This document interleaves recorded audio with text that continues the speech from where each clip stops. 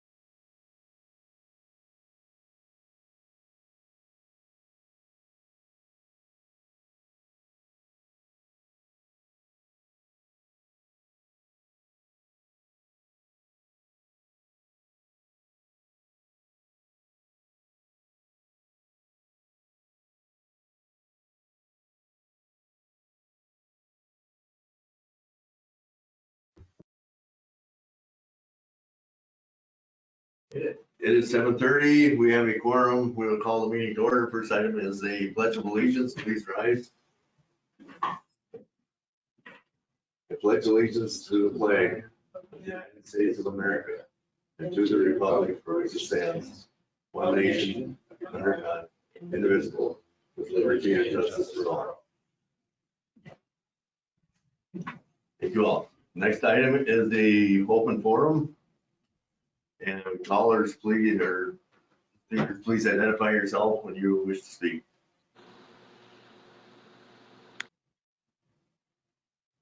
Say, Gene, I'm not getting any video on my side here. Yeah, we're not. Yeah, we're, Video. That we're keeping that puts a lot of strain on the bandwidth. So, and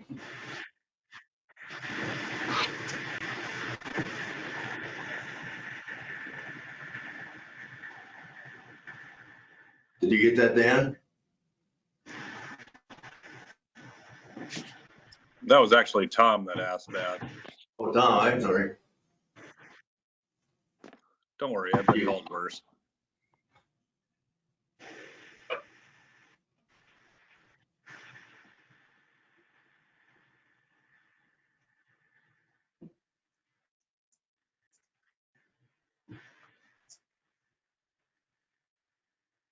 Mr. Chairman,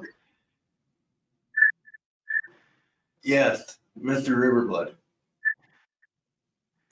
Mr. Chairman, it seems like you're ready for comment under open forum, and I'd like to call attention to the confusion just now in light of the memo that several of us penned to the town board in December, and that memo asked for a particular action, and so I'd like to summarize that memo, not read the whole thing, but to summarize the essence of that right now with your permission. You have the floor. All right, thank you, Mr. Chairman, members of the town board. The memo was requesting that the Princeton Township Board issue direction to the Planning Commission and contract the zoning administrator to cease changes to ordinances or the comp plan and conducting unnecessary public hearings until residents can gather at the town hall. With all the recent proposed changes or invitations to comment on rezoning together with public hearings that went unnoticed by many, residents are confused, angry, and moreover feel the town board and planning commission may be operating under the cover of darkness that represents the present restrictions on public meetings. Now is not the time to be proposing any changes in land use. The planning commission and town board should be focusing on core functions and be cautious and deliberate in not creating nor causing confusion and suspicion. There is a call by many for the board to direct the clerk, contracted zoning administrator, and planning commission to simply not engage in matters of the nature described above until July of this coming summer, or until residents can once again meet at their town hall and be fully informed and be able to provide input to the appointed and elected officials that serve them. We ask that you take action on this request tonight to allay the fears and concerns that their township officials are using the cover of darkness in any way, and rather are truly operating the light of day and in residents' best interests. We therefore also ask that the board table action tonight on the first reading of the proposed zoning ordinance changes to cul-de-sacs and lot width requirements until residents can again meet in the light of day, as there is no reason to make any changes at this time. Thank you for hearing this, and I welcome and look forward to the board's response.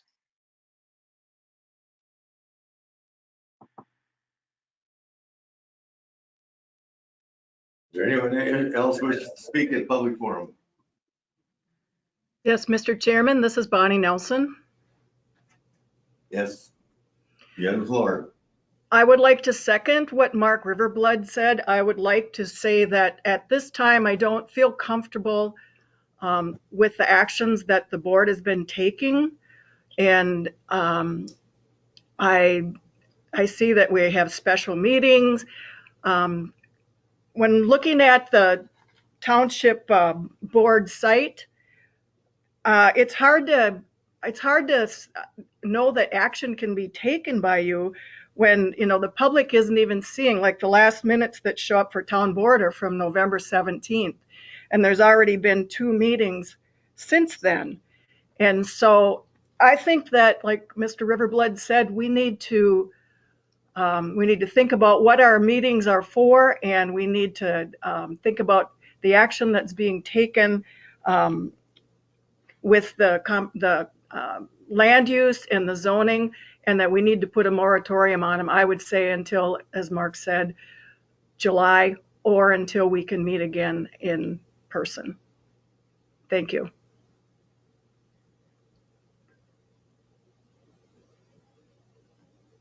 Anybody else wish to speak to public forum?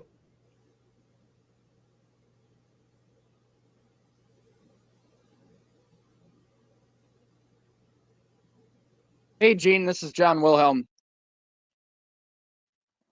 The reason why I got to speak out here is I had an interested party for putting a bid in for brush clearing, and a few weeks ago he went in to put in his bid, and he said that he talked with Doug, and Doug would talk with Bill Whitcomb and Tom Duden, and he never got a call back to get his bid in. And we need to have a bid or have it open to the public for bidding. And so I think that issue should not be voted on tonight, because he tried to get his bid in and nobody got back to him. That's all John, I have to say. John, reason I ended up brush cutting, I did it at the $25 an hour. I donated the cost of the machine. We had 1 weekend of perfect weather. If we didn't do it now, it wasn't going to get done before spring. That's why I went and did it.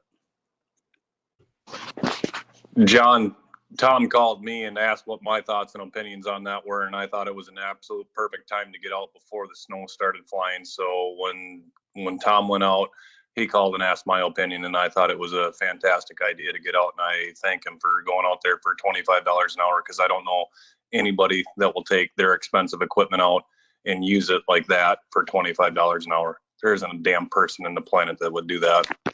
I understand that, but there's a procedure that we have to follow. If we're just gonna go willy-nilly and do whatever we want, then what's the point of even having a board? John, I also called you and asked you the same question. So We Mr. never. Mr. Chairperson, Who's on? this is Bonnie Nelson. Are we Yes. still in open forum? Yes, we are. Okay, I would like to say that I believe exactly what is happening in this conversation is the reason why we really need to think about the actions that the board takes in how we conduct business. We need to follow the rules, all the rules. It can't be like I called so-and-so and I called so-and-so. I think this is a perfect example of really thinking about actions that are being taken outside of meetings and then even during your meetings. Mr. Hill, can I ask a question pertaining to the bidding? Sure. We are not required to ask for formal bids on less than like $1,500, right? No, you can, yeah, you can negotiate, just kind of negotiate with the market, for anything under 25,000. If you choose to get quotes, then you have to get quotes. You have to get at least 2 quotes, and you have to keep those for, I believe it's a year or 2 years. Keep them on file. You are correct. It isn't something that you have to get quotes. It isn't something that you have to do, any kind of competitive bidding. It's certainly not up to that amount. So no, you're correct. Doesn't it have to be posted?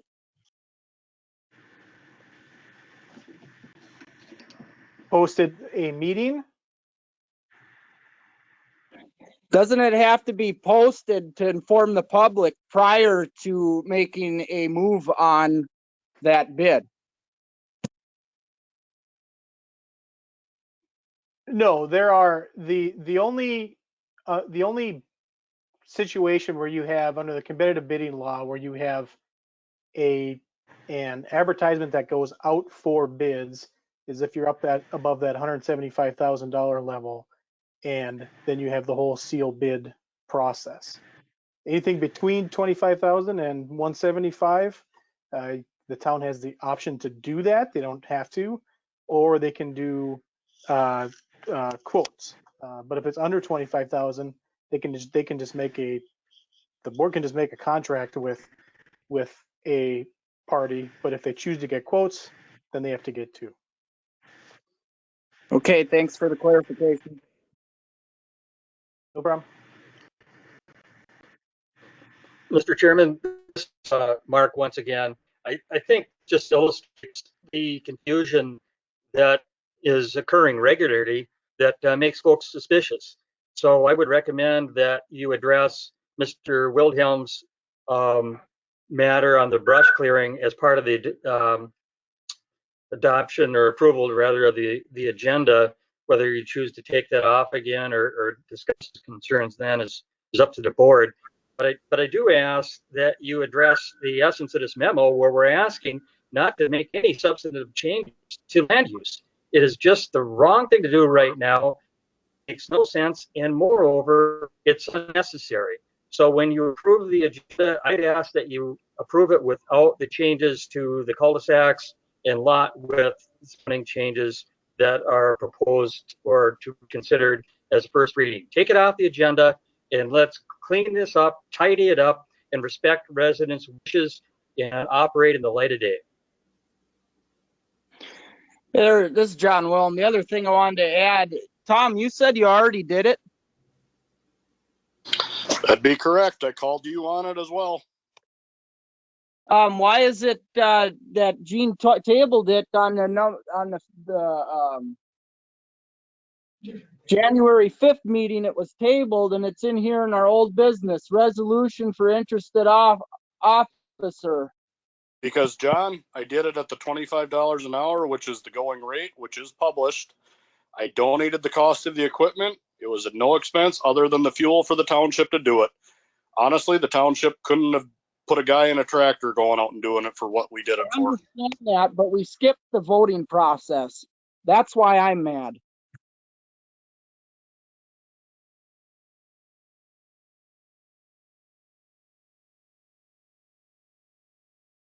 Okay, clarification, John. There is no contract. This was being done on a per item basis. So we don't need a contract. If we send somebody out, same as if we're sending Mr. Henson or anybody else out to do to clean a tree up or whatever, we don't need a contract to do it. Just clarification. Right, The but the clarification, John, for the contracted officer is for the township potentially renting equipment in the coming year. That's what the conflict of interest is. okay, but what gets me is with COVID-19, we know that a lot of people in our community are affected, and a lot of them people are looking for extra work because they got bills to pay. So why can't we help our community out? We don't need to do it in-house. Did your guy going to do it for $25 an hour? I don't know. You guys wouldn't even look at his bid. Wouldn't even let him take it. Well, I've never seen anything. What's the guy's name? I'll gladly call him. Junior Ramage. He's on the call list right now. But Junior, again, would you like to respond?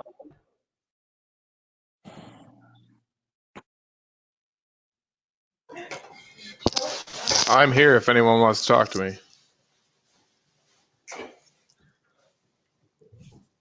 Would you like to respond to the conversation? I have no idea what the bid entailed, and to work for $25 an hour, obviously not interested in that.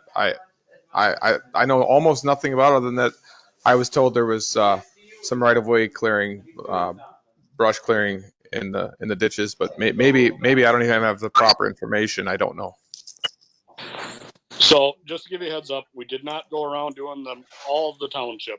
I pretty well just hit the residential areas, just trying to get some of the stuff knocked out before the snow came.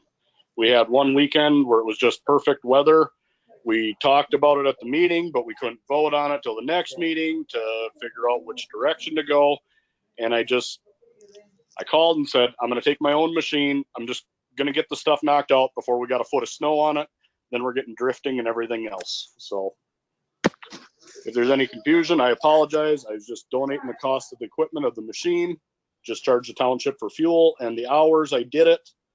And to be honest with you, I'm just writing it off on my end. So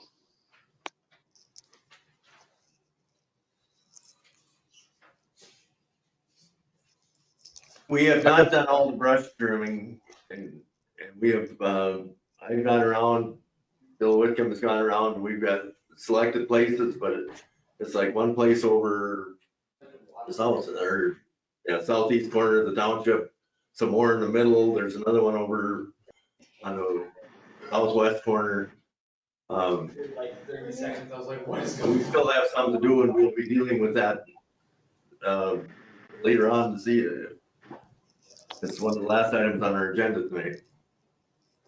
We'll get back to open forum. Is there anybody else with open forum?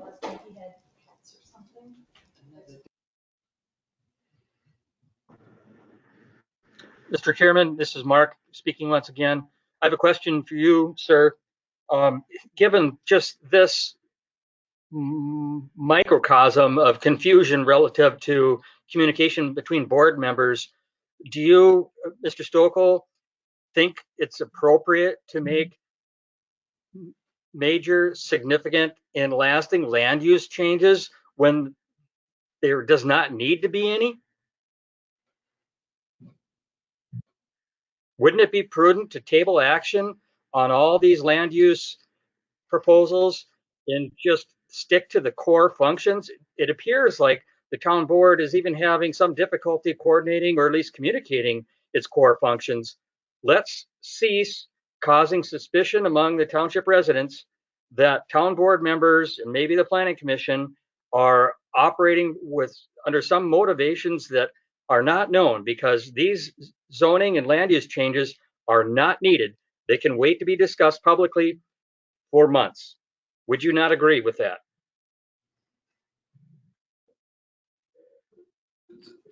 The open meeting laws are here. There are what, 25 people on right now. Everybody's had a chance to respond in open meetings, and our public forum or open forums. The town board has been elected to do the work of the township. It's not, there's no change between whether people are here or not. It's still the town board members that have to make the decisions. Of course, that's correct. I think you glossed over my point. People don't have access. A lot of folks cannot even navigate the system. People are literally confused. You've talked to them where they don't even know how to call in and participate. And they're looking at their phone. They don't know who's speaking. They can't see maps. They can't see exhibits. There's no reason to make these changes. And what it does is make people suspicious that there is ulterior motives. Why are all these zoning changes coming forward now? They do not need to be unless there is some ulterior motives. That's what folks are saying, and that's what seems to be borne out, because the logical thing to do would be to put a hold on that, including not adding proposed changes that are mentioned in the first reading of changes to cul-de-sac width or cul-de-sacs permitted and lot width and everything else. There's no reason to take action on that. I encourage the town board to approve the agenda item on there. That would go a long ways to demonstrating transparency and integrity by the town board, because none of these changes are warranted, needed, and they merit further discussion, full participation from the public, just like one of your planning commissioners had mentioned in November and December that the existing comp plan and all the zoning ordinances underwent years of scrutiny and public participation to get where they're at today. There is no need to make amendments at this time. And I think that is just plain logical. Hey, Mark, this is John Wilhelm. I'm a board member, and I agree with you 100%. I get phone calls all the time of frustrated residents trying to figure out how to access it because they're not technologically inclined. Like I grew up with computers, but a lot of the older folks didn't. And accessing this is hard for them, and I understand that. And I think you're 100% right.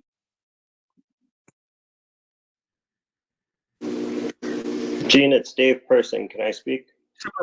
Here. Mr. Persing, you have the floor. Well, I think Mr. Riverblood should take a look back about 2 years and how far this township has really come. And have they taken the opportunity, Mr. Wilhelm and Mr. Riverblood, to actually, when these people come to them, say that we still posted at the town board and it's still in the newspaper. The website is just an additional source for them. I think the board and the transparency is second to none. I actually tried to do business in this township 4 years ago, and I got stonewalled.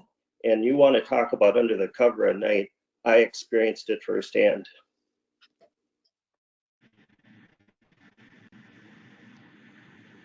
Mr. Chairman, I appreciate David's comments. I don't necessarily agree with him, but I think the larger point here is twofold. One is residents don't even know how to participate in the meetings. And we all know that from talking to folks that are just intimidated by calling a number and talking into a speaker and not knowing what's going on. That's a very real concern. And as Supervisor Wilhelm said, a lot of these older folks, they just simply won't do it. They're frustrated, they're suspicious, and mad. And second point, there is no reason to be making these changes when they can be waiting a few months and be done in the light of quite literally. And that's what I'm recommending, and others are recommending that the town board implement. Is just make no changes to any of the zoning ordinances. It's not necessary. There's plenty of core functions, apparently, that the town board should be attending to. Thank you. Mr. Anderson, it's Dave Persing, sorry about that, Gene Stokely, it's Dave Persing again. And I think Mr. Riverbud should look back at the abuse of position that Mr. Anderson placed several times by calling people names publicly in that same room that he wants everybody else to come into and be very welcome to. There was a lot of people in this township, and many of them came to me, that did not feel welcome in this township before. And I think it's wrong to assume that most people don't know how to navigate any type of online meeting in this world. I think it's pretty evident.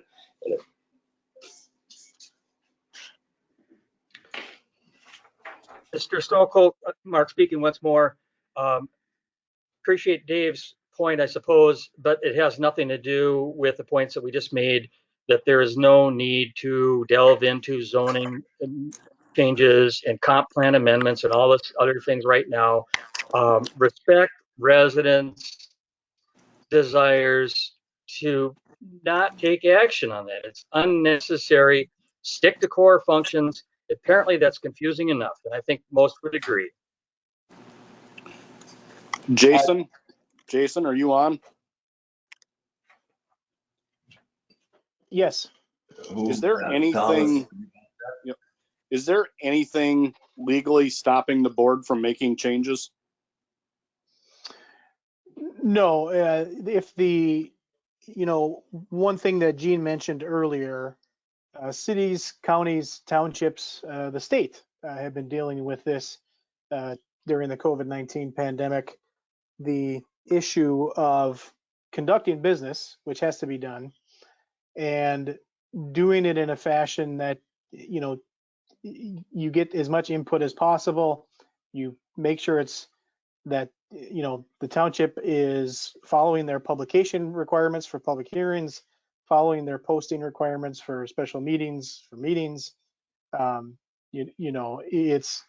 This isn't anything unique to the township. There's nothing that says the township has to put a moratorium on any significant action.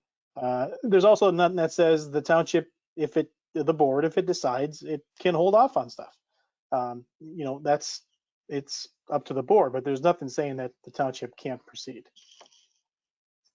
Mr. Chair, this is Scott Richards. Just to let everyone know that the November 9th meeting is when those two zoning and comprehensive plan amendments were, a public hearing was held. That was a live meeting of the Planning Commission meeting. It was very well attended. We have followed all the publication notices. Yeah, I don't have an issue one way or the other if you want to hold off or not. Just to remind you that both of those public hearings were held in a live form at the town hall with a good attendance in place.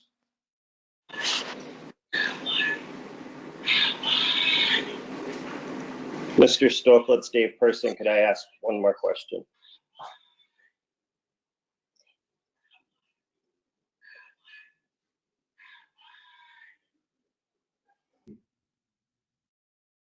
Gene? Yeah. Gene, it's Dave. Okay. Yes. I just wondered if Doug could give us any insight as to how many complaints he's receiving.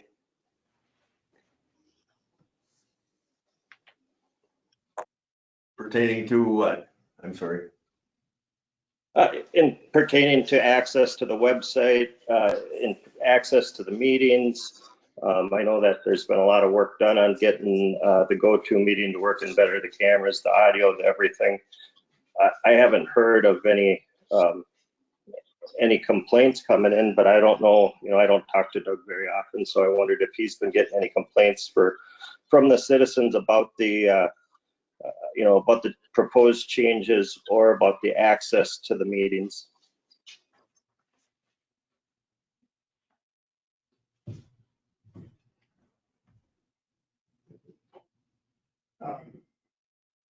Dave, I have not been getting any complaints about it. I've had people ask for the directions, the instructions. We put them on the website. We put them on the meeting notices that go out. I have a slate of people that have asked for email notifications to send them the agenda with the instructions and the links to join the meeting. So I haven't had specific people saying they can't get on. Okay, so what I'm to understand is the majority of the complaints are apparently coming into Mr. Riverblood and Mr. Wilhelm.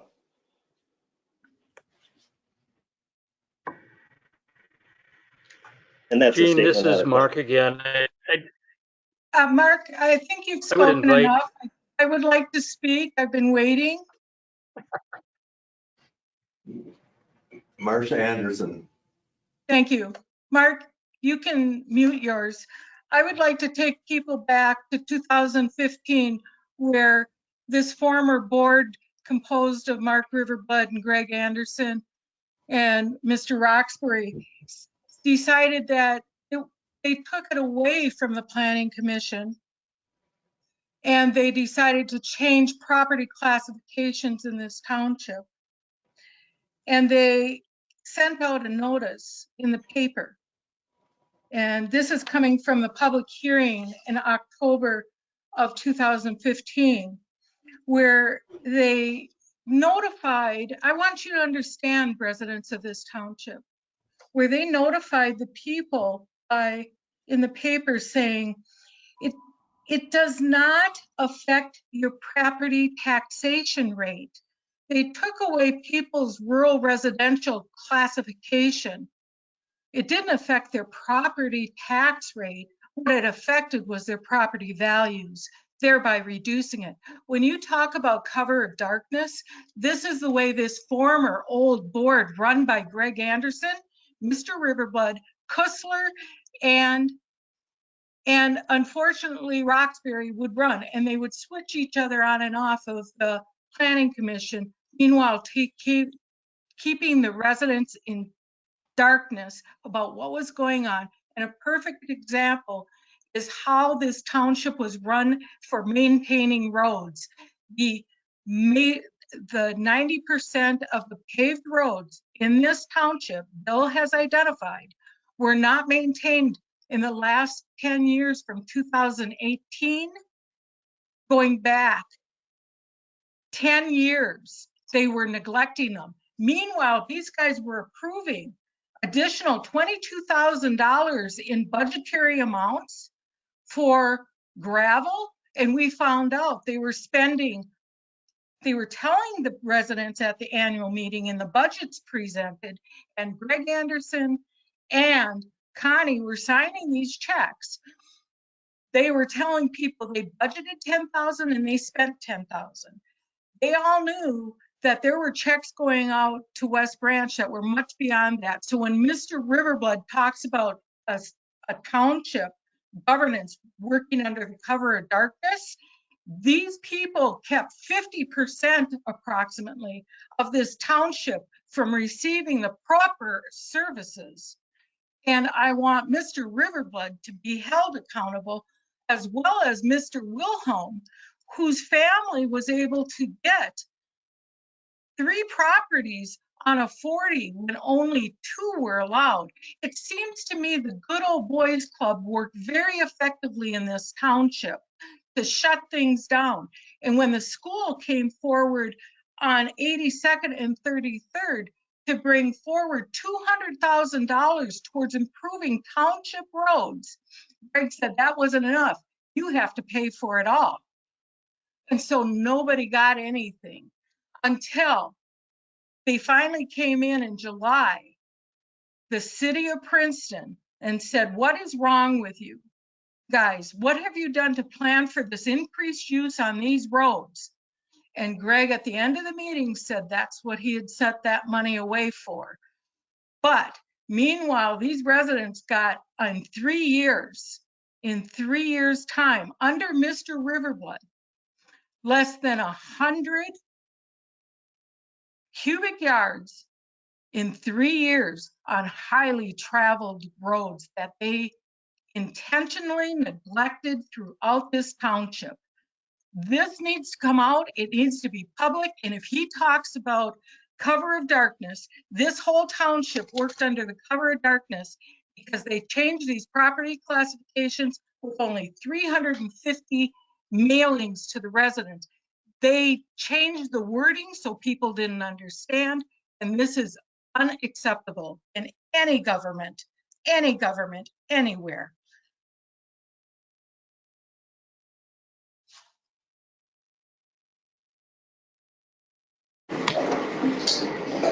Mr. Chairman, it's Dave Persing. Can I speak one more time? Mr. Persing.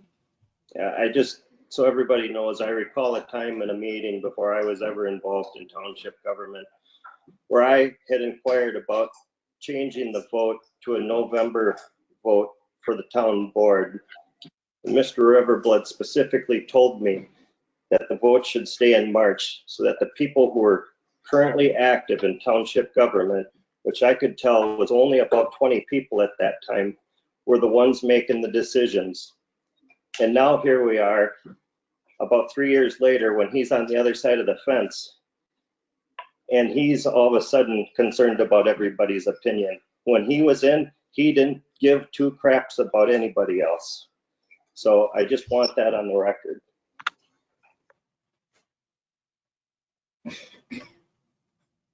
Does anybody else wish to speak at the open forum?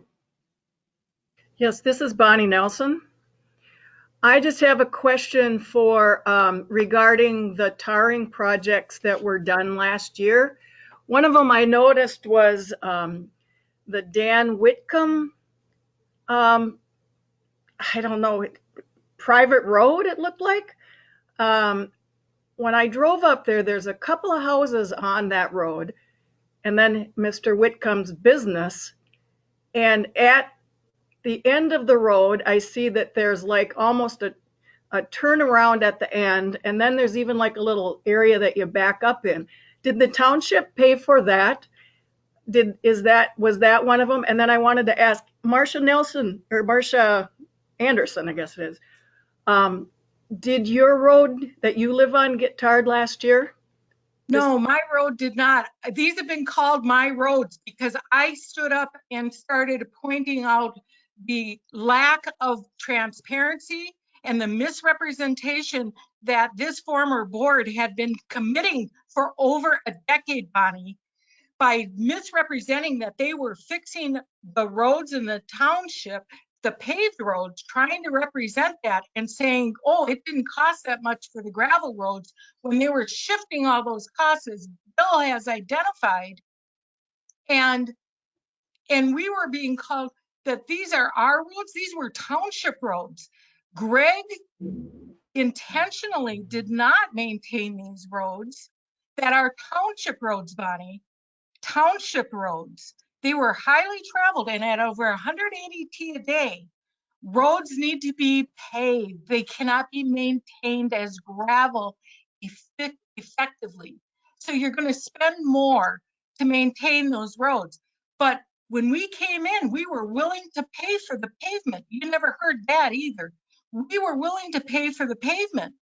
The town, the group came together, even those of us that already had pavement. But that wasn't allowed. So you need to get your facts before you come talking about who owns what. Those are township roads. And I am so tired of Mark Riverblood and Greg Anderson spewing lies. They have not raised the taxes in this township for over 13 years. They have put this township in a very bad spot, and the costs that were being incurred were township road costs, which Greg Anderson, when the city came out and said, what have you done to improve these roads? Guess what? He said that's what the money was put away for. Go watch that July 13th meeting where he was finally called on the carpet publicly. And Mr. Riverblood, you don't deserve the time of day. You've lied to the citizens of this township for years, and now you want to act holier than thou? Excuse me? Okay, ma'am. This is not acceptable.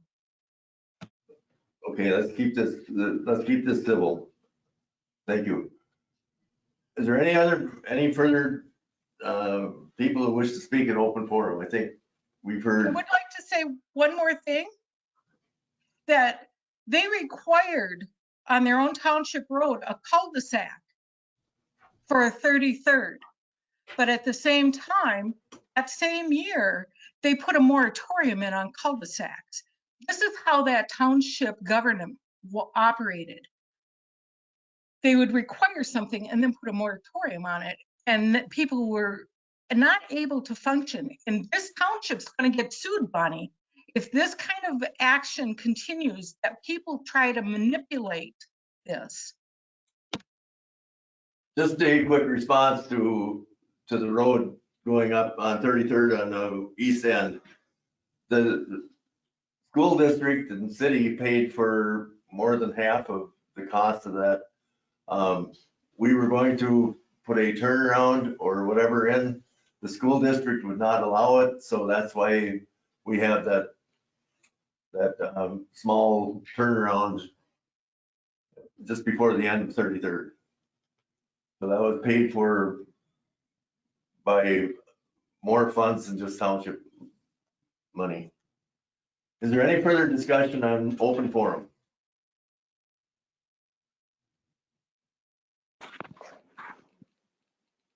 Now we can move on.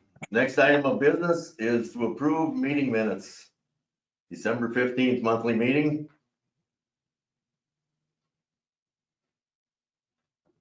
You can mute everybody. Say, Gene, Thomas Duden here. Thomas Duden. Are you putting anything up on the screen? I'm on my iPad. I can flip through the app, but I didn't know if you were presenting it on the screen or not, or I'm just doing something wrong. I don't know if anybody else is having the same issue. No, we're not using the camera in the city hall, town hall.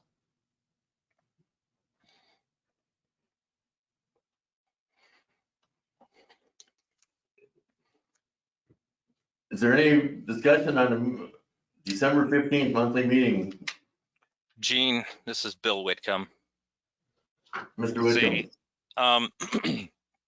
Under the open forum portion of it from December 15th, I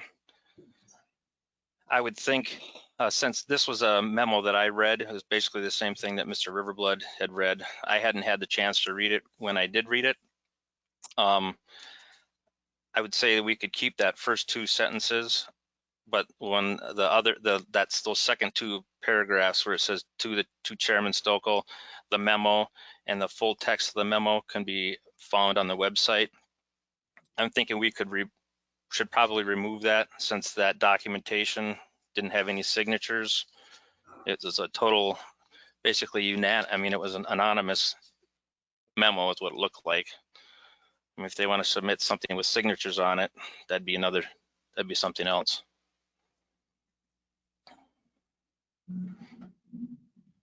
So I would just say keep under open forum, keep the first two lines, and then remove everything down to resident Mary Kramer. Is that a motion? That's a motion, yes. Unless we have something that's signed, because I don't know who those people are that were supposedly identified. Yes, we have been informed that we have no obligation to respond to something that's not signed or if it's a harassment or threatening in nature. I agree with you that we can strike that from the minutes or from the posting. Is there a second to the motion? Thomas Duden, I would second that motion. Motion made and seconded to approve the minutes with the Gene, cancellation of the. Gene, I had one other thing. I'm sorry to add. Page 3, the second paragraph from the bottom, it talks about the status update on Silver Lake Oaks. In the middle right there, it talks about notifying the developer that the 25% LOC amount, we should add the amount of $137,175, I believe the dollar amount was. Just add the dollar amount in there. And that's all I had. You know, we have that someplace. It's on page 3, second paragraph from the bottom, right after where it says 25% LOC. After the word amount, put in 2 words, or put in of, and then the dollar amount, and then would be sufficient.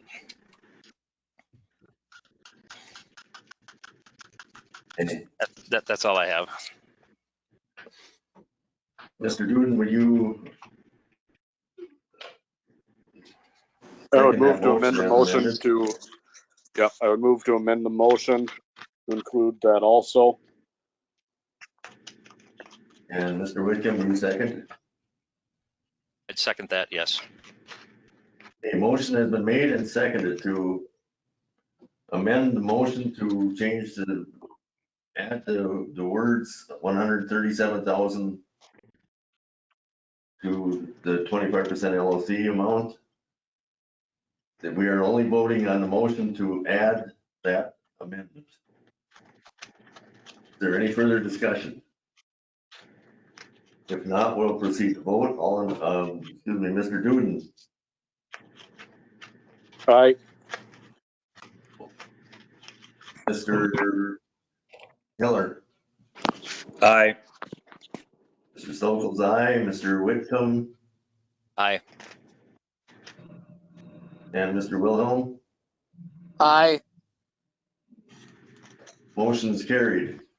We will now discuss the motion to approve the minutes as amended, but with the eliminating the reading and adding the 137,500 or 137,000 LLC. Is there any further discussion? If there's no further discussion, we'll proceed to vote. Mr. Duden, Aye. Mr. Hiller, Aye. Mr. Stokel's aye, Mr. Whitcomb, Aye. Mr. Wilhelm. Aye. Motion is carried. We have now accepted the minutes to the December 15th meeting. We will now go to the minutes of the January 5th special meeting. Is there any discussion?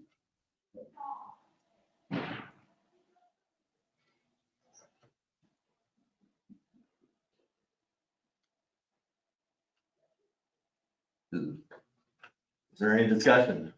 If not, we'll accept the motion to accept the minutes of the special meeting on January 5th.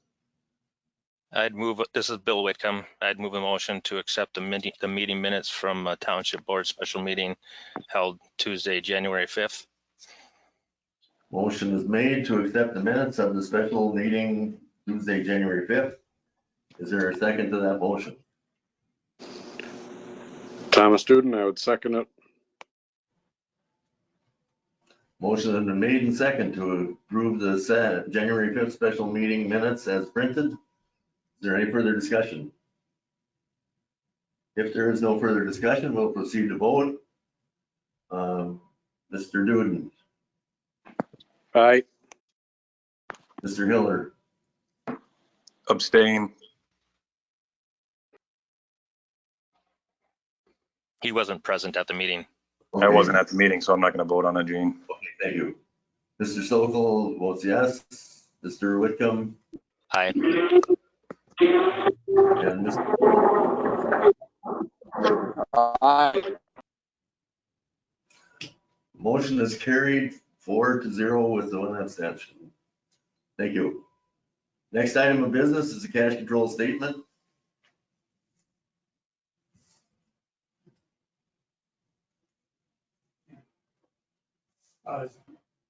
All the members have your statement in front of you. I have mine. Quick summary, I do too. general fund beginning balance 122,855.01.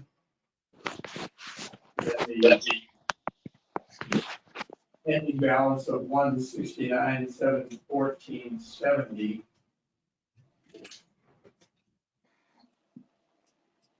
And the road and bridge 64,194.40 with an ending balance of 145,460.48.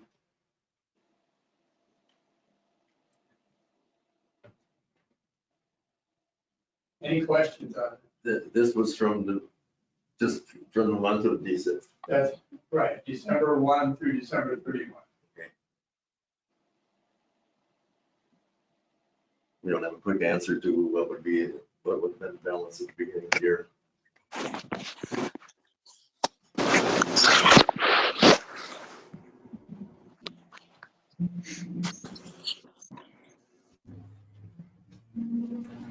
Just on those two funds. Sorry to catch you. Oh, okay. Anyway, just to reiterate, we have $169,900 in general fund and $145,000 in road and bridge. Is there any further discussion on the? Gene, could you repeat the general fund? I thought I'm seeing 178,229. That's the same one I'm seeing, 178, 229, 82. I'm seeing the 169. I think I got. There's an outstanding check. Oh, I see. There's an ending balance and there's a total per bank statement. I'm sorry. Right. I'm looking at the far right. You're talking about the middle column. You're right, 169,914. Yeah, I see that now too. Sorry. Okay. Is there any questions? More questions? Not entertain a motion to accept the cash control statement. I'd move the motion to accept the cash control statement for for the period December 1st through December 31st, 2020. Bill Whitcomb, Yes, sir. second.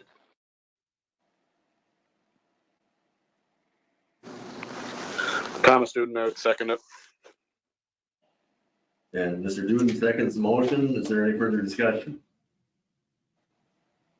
If there is no further discussion, we'll proceed to vote. All in favor of the, cash control statement, Mr. Duden, Aye. Mr. Hiller, Aye. Mr. Sokol is aye, Mr. Whitcomb, Aye. and Mr. Wilhelm. Aye. Motion is carried 5-0. Thank you. December payroll.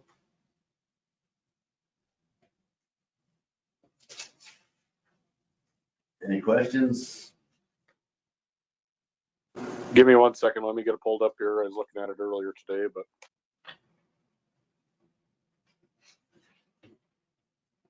I will make one comment on that. If you compare this to previous ones, you see the account numbers are a little more specific. Did some research. I was noticing that they were categorized into groups that weren't compatible together. They weren't really in the same account. So I went through and revised the accounts, and then going forward now, these accounts will be more accurate. That's how they're being recorded.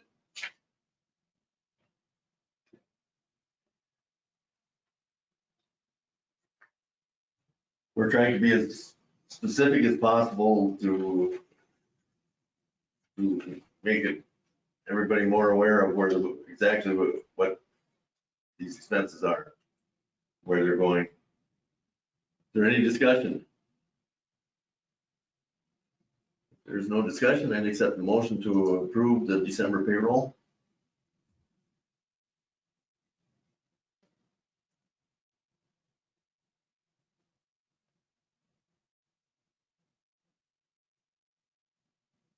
I'd move the motion to accept the December payroll. Mr. Whitcomb, Mr. Hiller, I'll second that. and Mr. Hiller has seconded the motion. Is there any further discussion? If there is no further discussion, we'll proceed to vote on the motion to accept the December payroll. Mr. Duden, Aye.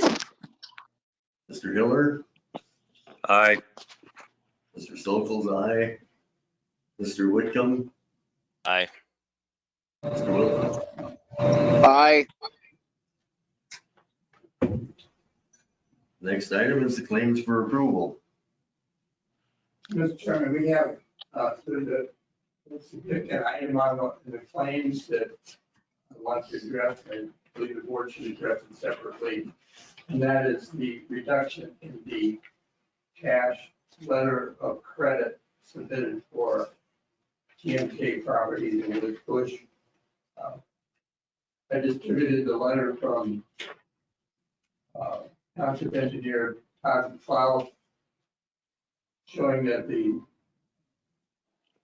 requirements had been met to be able to reduce that letter of credit from 38, or excuse me, yes, from 38,812.50 to 9703, or 25%, and return 75% to the developer.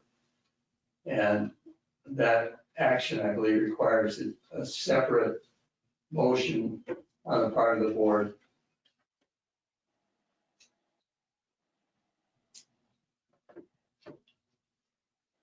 I would accept the, or accept this, or open discussion on returning the escrow on the Woods Bush lot as the first item. Is there any discussion? I think you all have the letter dated January 7th from Lukes and Associates.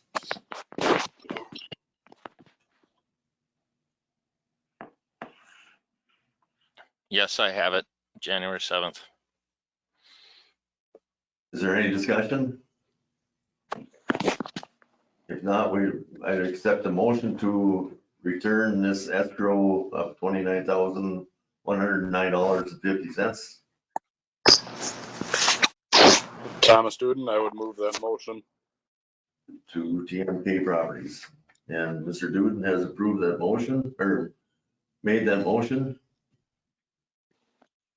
Dan Hiller, I'll second that. Dan Hiller has seconded the motion. Is there any further discussion? If there's no further discussion, we'll proceed to vote. Mr. Duden. Aye. Mr. Hiller, excuse me. Aye. Mr. Stokel is aye. Mr. Whitcomb. Aye. Mr. Wilhelm.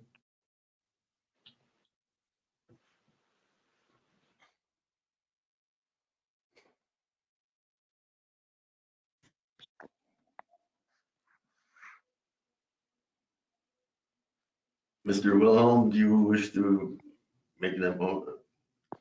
Second, or say aye, or if not, is there any, Mr. Whitcomb, do you wish to vote against that motion? Mr. Wilhelm, I'm sorry. Hearing no discussion, I will say that the motion carries by a 4-0 vote with one. Now we will move on to the claims for approval, claims list for approval. With that understanding that we would return that 29,000 escrow to TMK Properties, or excuse me, Cash LLC. Is there any discussion on the claims for approval?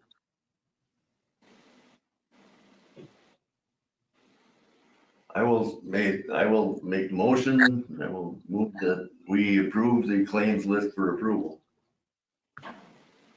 This is Bill Whitcomb. I'd second that. Bill Whitcomb has seconded the motion. Is there any further discussion?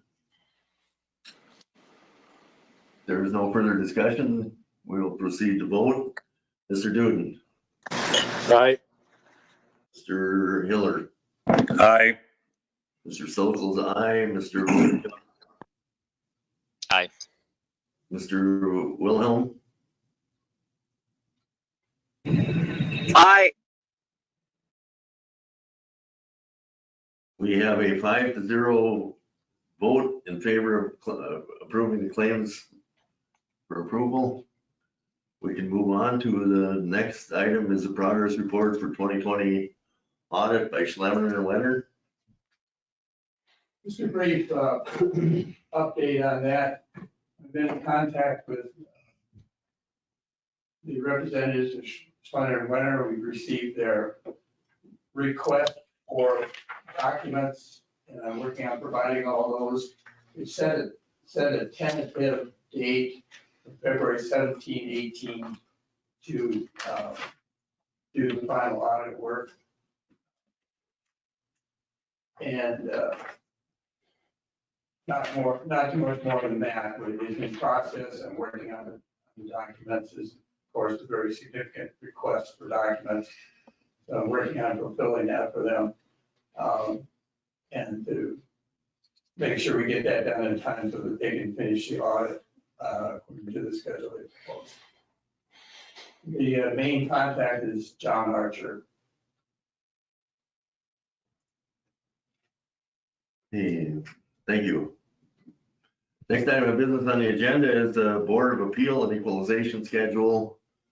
That would be up to the county, but they usually give us a proposal for a date. Yes, I received a letter from the county from Gerald Bowler with a schedule, and Princeton Township is scheduled for 6 p.m. On Thursday, April 22.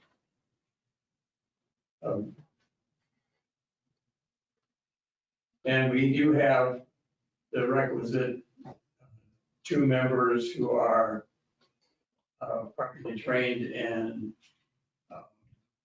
qualified to sit on that. It probably wouldn't be a bad idea to have a third, so that in case someone is not able to make it, we get the 2 there that we need. So we are already scheduled for April 22nd at 6 p.m. Correct. Thank you. Usually they give us a couple days and we get to choose. Well, they have Princeton City at 7 p.m., so they're planning on getting out of here in a hurry. Okay. Say, Doug, this is Bill Whitcomb. So who are the 2 people qualified? Eugene Stokel and William Whitcomb. Thank you. Next item of business is the Northern Natural Gas access request. Yes, we received that access request that just wanted to distribute the information on that. There's no permit requirement on that. It's just that a notification and that getting a road access into a property they're working on. And I believe that everybody got the map on that. Is that correct? Yes, I got the map. Okay. And the agreement.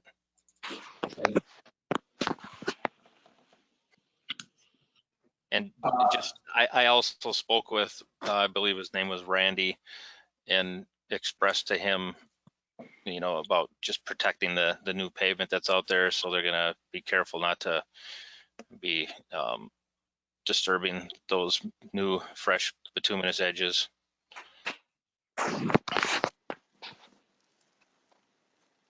Then, Mr. Chairman, is that agreement, I believe that would require a motion to approve that. Right. Is there a motion to approve the access request from Northern Natural Gas? This is Bill Whitcomb. I would move a motion to accept the temporary access road agreement for Northern Natural Gas. Motion has been made to give them access for Northern Natural Gas. Is there a second to that motion? Yeah, Gene, before we get, you know, we got any other questions, you know, that part of this. Is this going to be with the natural gas access? Are they looking at putting natural gas into the existing homes? Are they looking at removing the propane tanks? What? I'm sorry, I'm just trying to get my hand around the bigger picture here. Are they doing this because the new mayor has said actively he wants to annex Princeton and Baldwin? I'm just trying to get my hands around the bigger picture here. I believe it just has to do with the existing Northern Natural Gas station on the south end of 82nd. Just before it enters the city. Yes, that was my understanding too. They've got a station right there on 82nd on the west side of the road, and it's just primarily going to be limited to that fenced in area, but they need a little extra room to work. So they've made a schedule. It sounded like they had an agreement with the property owner right there, so that they could stage the work on the outside of the fence. So that's really all they're doing, is just doing work right at that little whatever it is, 40 by 40 fenced in area.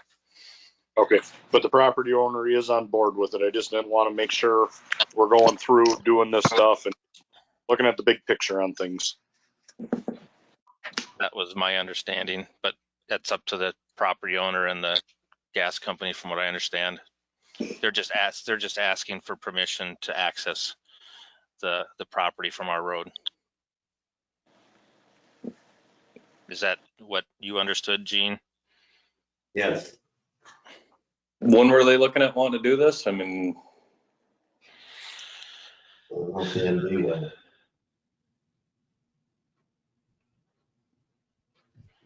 didn't think I saw a date. I assume it's just this spring. my concern with that, with being a freshly tarred road, if they're looking at coming in off an axis, are we going to be busting the edge of is there anything in that deal that if they damage our road, they got to pay to repair our road that we just paved? For us coming out of the ground, soft edges, that could be really bad for a brand new road.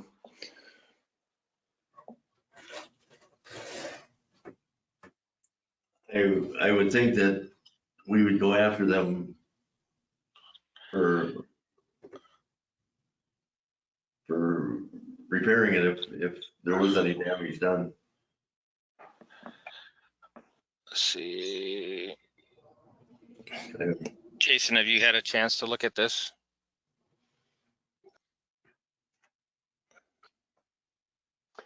Yeah, I did. I will say it's not it doesn't have everything I would want in it. I'm assuming this was prepared by them. Mm-hmm. Yes. There is an indemnification provision for liability. There is kind of a not clear statement that says grantee agrees, grantee being the gas company, agrees to restore the property to its original condition as nearly as practicable upon completion of the construction of the subject pipeline. It doesn't define what property is.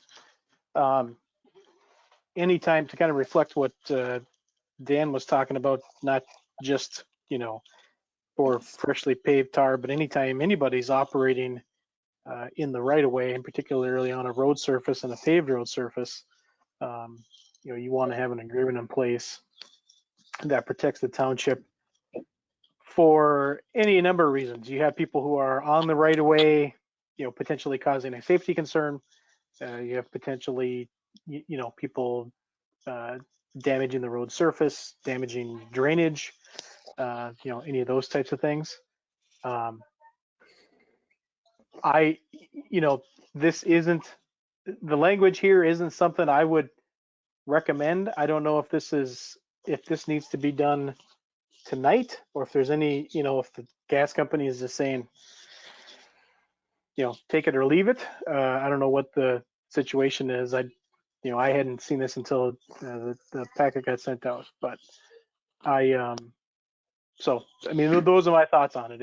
It certainly doesn't include, kind of some of the language that I would include, particularly the language, addressing what Dan had mentioned. Yeah, even some turf establishment would be nice.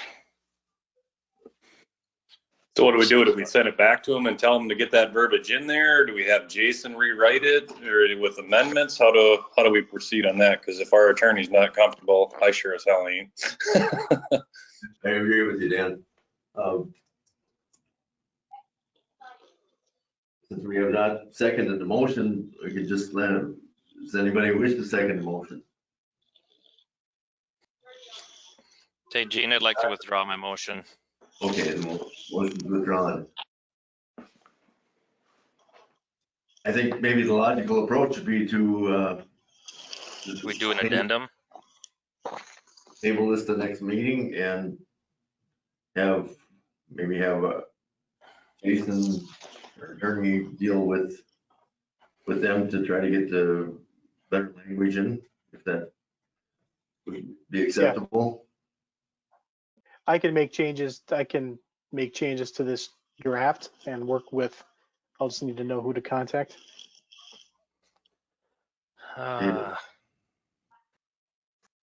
We make that a motion. I'll make that motion. Mr. Hiller, I believe, made the motion. Yep. Is there a second?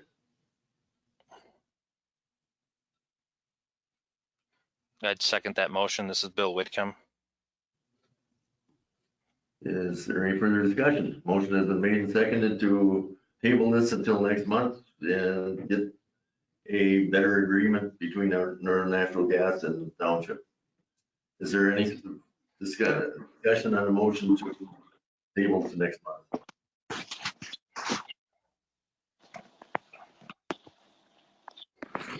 I don't have any discussion on that, but I do have the name and number, and I will forward that information on to Jason right now. Thanks, Bill. Is there any further discussion on the motion?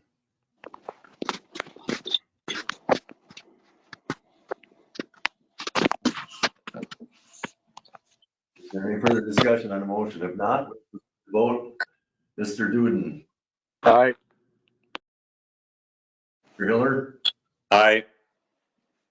Mr. Stokel is aye. Mr. Whitcomb. Aye.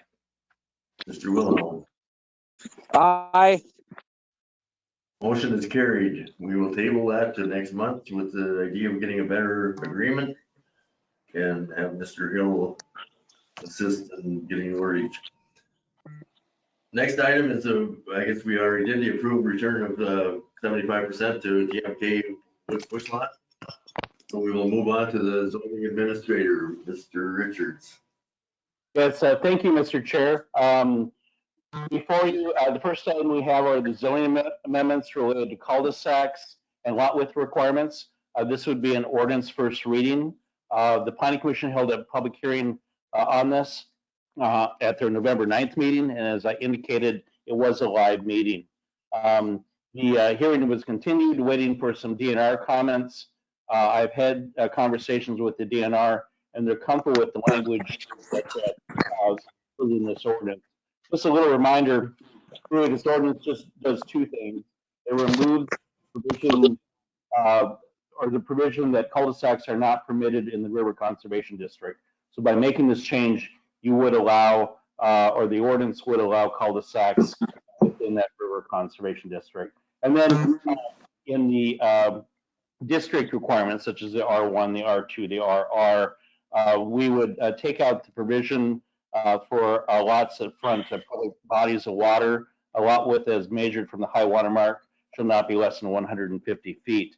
That doesn't fit in with the Mille Lacs County shoreline ordinance or our current floodplain ordinance. So I'm changing that language, or have recommended, as well as the Planning Commission has recommended, to have it say, for lots that front public bodies of water, all shoreline requirements of the Mille Lacs County Development Ordinance and the floodplain requirements of Section 300,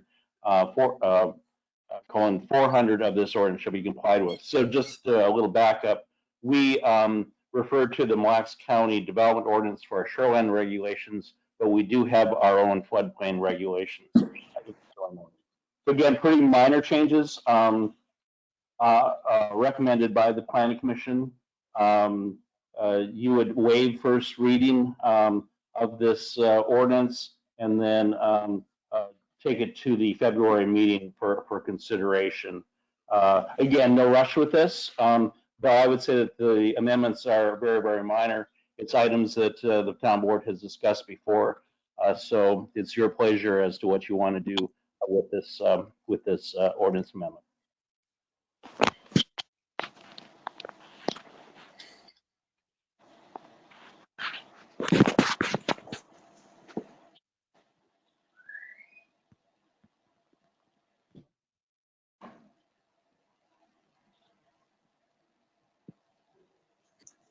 Mr. Richards, Yes.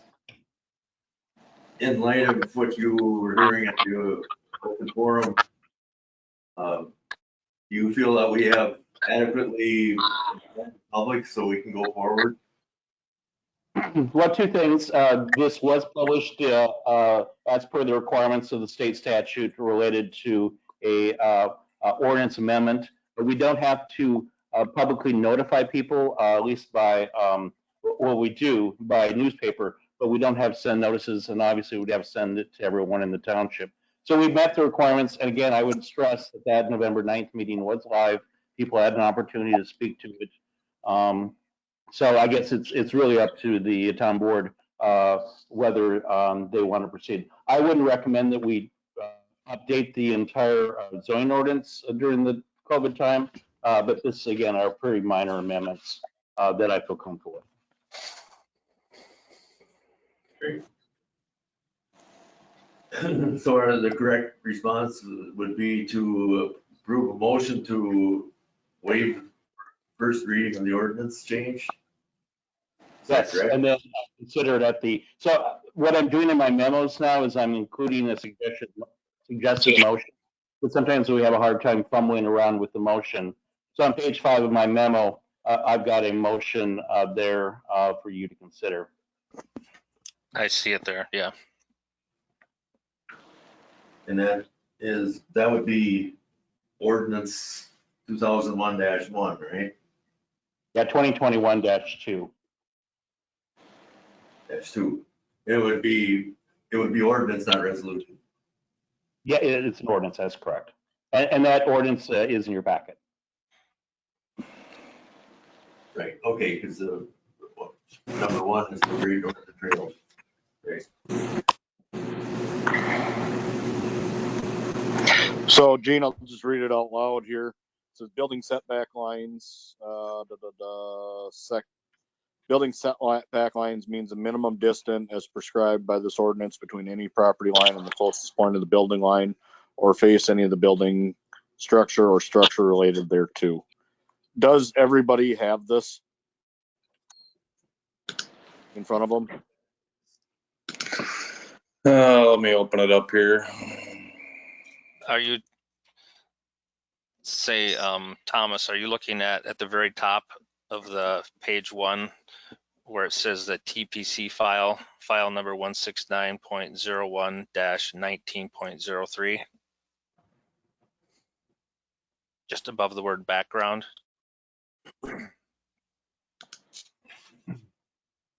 Yes, it's the January 12th. It should be 2021 memo. Okay, I'm just trying to make sure we're all on the same page here. But yes, I've got the TPC one dated January 12th. Okay.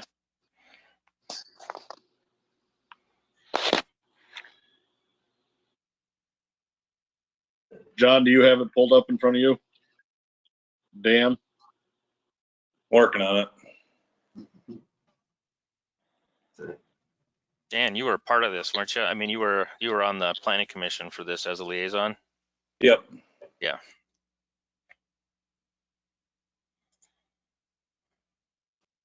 In discussion.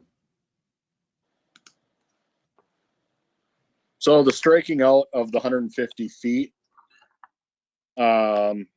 in the lot width restrictions, line item C.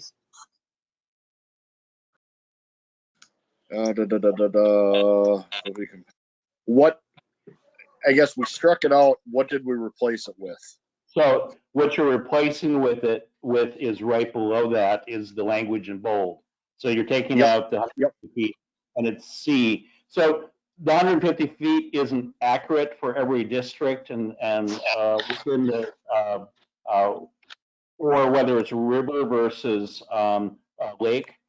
So instead of doing that, I'm referring you back to the Mille Lacs County Development Ordinance for shoreland, and then for the floodplain regulations, define those specific requirements. It would have been too hard. It would have been too many variables to include that actual a number. Yeah. So they have to refer back to those ordinances. So we just did that across the board then, just default Exactly. back to the Mille Lacs County. And that was suggested by the DNR as a way to deal with it, because we can't be less restrictive than our own floodplain ordinance or the Mille Lacs County Development Ordinance. We have to follow those in these districts. Further discussion? So, Mr. Richards, the intent on this one, as I remember from the discussion on this was, I mean, we could have a lot that goes down to a high water mark that only a corner of it may hit maybe 15 feet, but because it had 150 feet, it wouldn't have met the ordinance. So that's why we're getting rid of this. Yeah, I we're mean, just it was just the parameters were just, there was just too many parameters that had to be met. It's like trying to sometimes fit a square peg in a round hole. right. Yeah. Okay. Any further discussion? I'm just curious if Mr. Wilhelm does have this and if he's looking at it. I never heard back to make sure everybody's on the same page. I haven't been able to find it yet.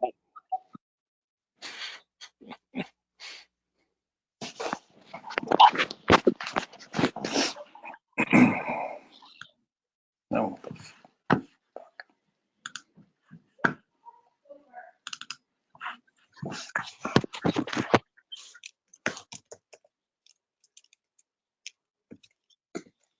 Any further discussion?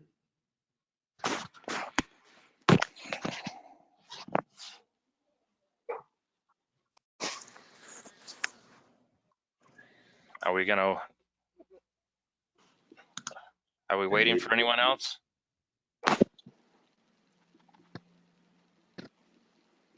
Correct. I'd move this is Bill Whitcomb. I'd move a motion that the town board waive first reading and hold second reading at the February 16th, 2021 meeting of ordinance 2021-2, amending the zoning ordinance and add a definition of building setback line, clarifying lot width requirements at the high ordinary water mark in the zoning districts, and amending the allowance for cul-de-sacs in the water conservation district.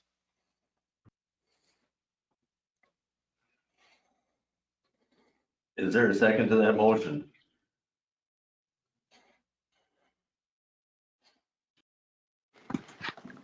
Dan Hiller, I'll second that. Motion has been made and seconded. Is there a further discussion on a motion to change the lot width requirements, cul-de-sacs and high water marks? Is there any further discussion?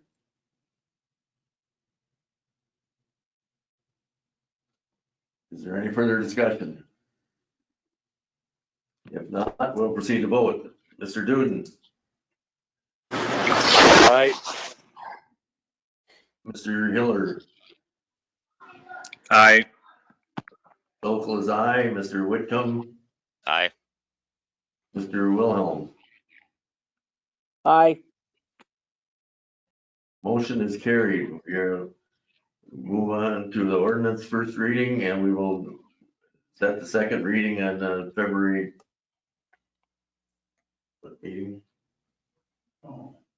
15. February 15th. 16th meeting. Thank you. Next item of business is the Great Northern Trail Future Land Use Ordinance second reading. Yes, so Mr. Chair, at your last meeting, the December 15th, 2020 meeting, you waived first reading of the ordinance. Again, just this would be a second reading and adoption of this ordinance. What it does is just clarifies the language related to the Great Northern Trail corridor that goes through the township. There is reference in it to the current comprehensive plan, but taking the language from Mille Lacs County and their draft park plan, we're just reinforcing that. And then it also includes the language that the park dedication funds could be allocated for assisting Mille Lacs County in the planning and development of this trail. Also, we're adopting a future land use map. Our city engineer developed a comprehensive plan future land use map, and that I cannot find one in the files. Essentially, it mirrors the zoning ordinance exactly in terms of the land use districts are the same as the zoning districts, so that they're consistent, which they should be.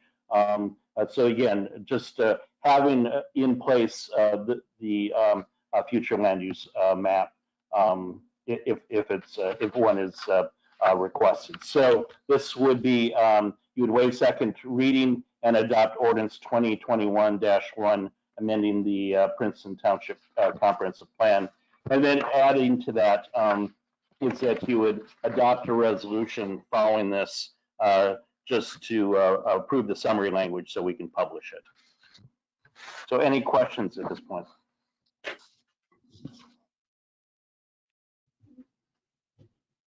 So the first business is to adopt to adopt resolution approving summary language for, an ordinance amending language in the Princeton Township comprehensive plan related to the Great Northern Trail and to adopt a future land use plan map.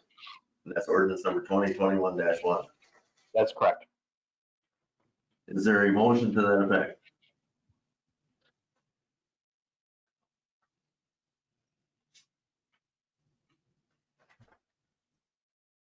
We read this with the This is Bill Whitcomb. first reading in December.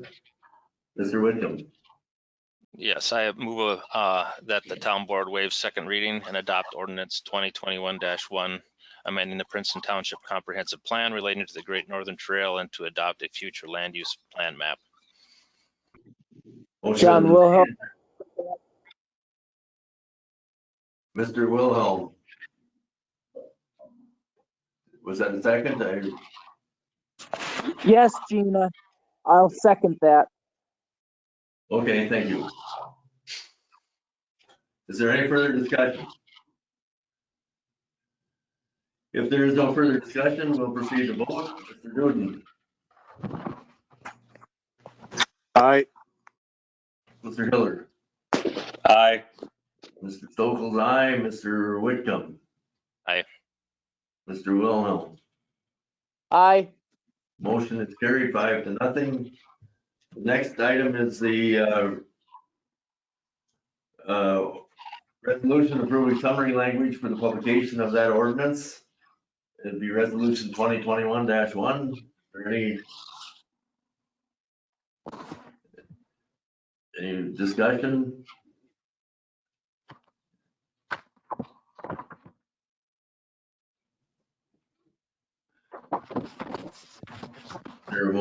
I have a motion to accept the resolution approving summary language for the publication.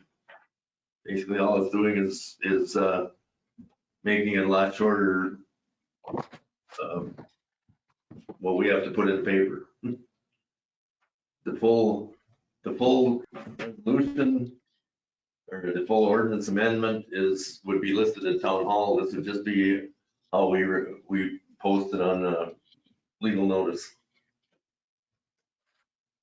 Is there a motion to? This is Bill Whitcomb, so moved. Summary language. That was. So moved. That was Mr. Whitcomb. Yes, sir. And is there a second? Dan Hiller, I'll second that. Is there any further discussion? Motion has been made and seconded to approve the summary language for publication. Is there any further discussion?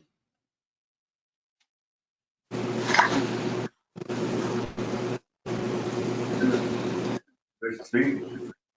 If there is no further discussion, we'll proceed to vote. Mr. Duden. Aye. Mr. Hiller. Aye. Mr. Stokel's aye. Mr. Whitcomb. Aye. Mr. Wilhelm. Aye. Motion is carried 5-0. We will move on to the next item. Is Sterling 70 Farm CUP request for extension. Yes, Mr. Chair, again, Scott Richards. Terry Persing of the Sterling 70 Farm has requested the extension of the conditional use permit for their event venue at 8605 70th Street. The property is located at the corner of County Road 135 and 70th Street, and County Road 4, 85th Avenue. Due to COVID, Ms. Persing has requested this extension and that they really haven't been able to start operations.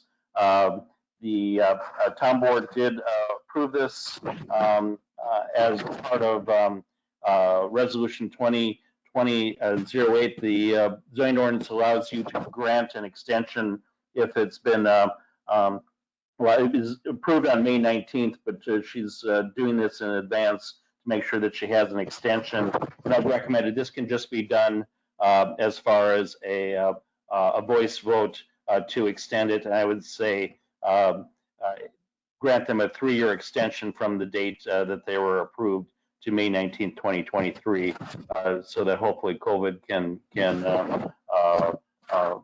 through vaccination we can move on from that and they can start their operation. So again, just there's a motion, suggested motion at the end of my report. You see the planning commission's statement from January 12th. The suggested motion is on page 2. Does anybody wish to make that motion? Dan Hiller, I'll make that motion. Motion been made by Mr. Hiller. Is there a second to that motion to move the town board and a 3-year extension? Bill Whitcomb, might second that. Been made and seconded to grant a 3-year extension.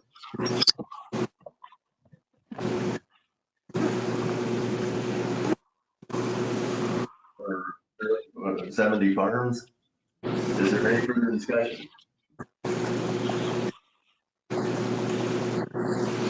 Is there any cost associated with this to them? To them, no. Well, Okay. Mr. Richards, can you speak to that?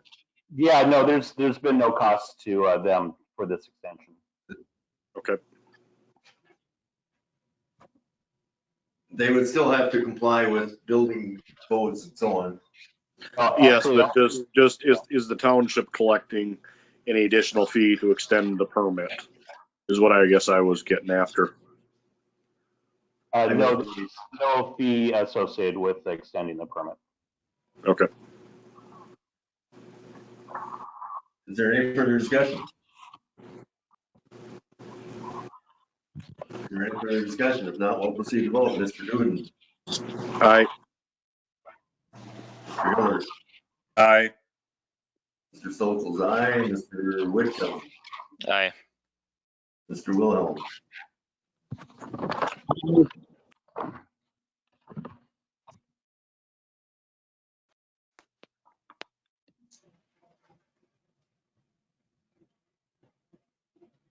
Mr. Wilhelm. Aye. Mr. Wilhelm votes aye. We have 5-0 in favor of granting a 3-year extension to the Sterling 70 Farm. Next item is fee schedule. Yes, Mr. Chair, at your last town board meeting, you discussed the fee schedule. Since that time, Doug Dahl has created a new schedule for 2021, including some of the permits related to re-roofing, re-siding, replacing windows, and so forth, the basic $75 fee. Other than that, all the other fees, I believe, are the same as they were. You would ask the planning commission to take a look at this, and they did at their January 4th meeting. They did recommend, though, that that a 2-tier escrow fee be established. The application forms give an indication that there is a $1,000 escrow fee that would be collected for, for instance, a conditional use permit or an IUP, and that would pay my fees, Jason Hill's fees, Todd McCall's fees if there's any associated with that.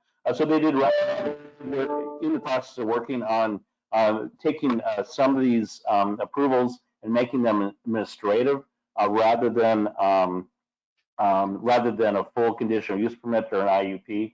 Again, trying to streamline and make it less expensive for people. So the planning commission did recommend that 2-tier of 500 for administrative, 1,000 for the full CUP, IUP variances and rezonings. So that was their recommendation, and I guess we're looking for your thoughts on that, as well as approving the fee schedule that Doug has put together. Gene, this is Dan Hiller. I was at the planning commission meeting and I advised him that that was extremely foolish to go to a 2-tiered deal. These fees are ridiculous for IUPs and CUPs. If we go to that kind of fee structure, I'll guarantee nobody in this township ever comes in and applies for one ever again.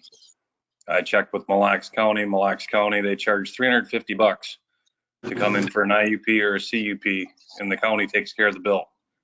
They don't pass any more fees on to the business owner or the person that applying for that. I checked with Livonia Township, they charge $25. Why in the hell are we charging $250? And I mean, we're losing a lot of money on this. So I don't think we need to raise our fees. I think we need to sit down and look at some of it. I'd also like to touch base on that too. I'm trying to work on something to help the businesses that have been affected by the shutdown. I'm trying to come up with a list of IUPs and CUPs in the township. Do we keep track of that in a file somewhere, who we have for conditional use permits? Or is it just kind of, okay, you've got our blessing, off you go? No, we keep a list.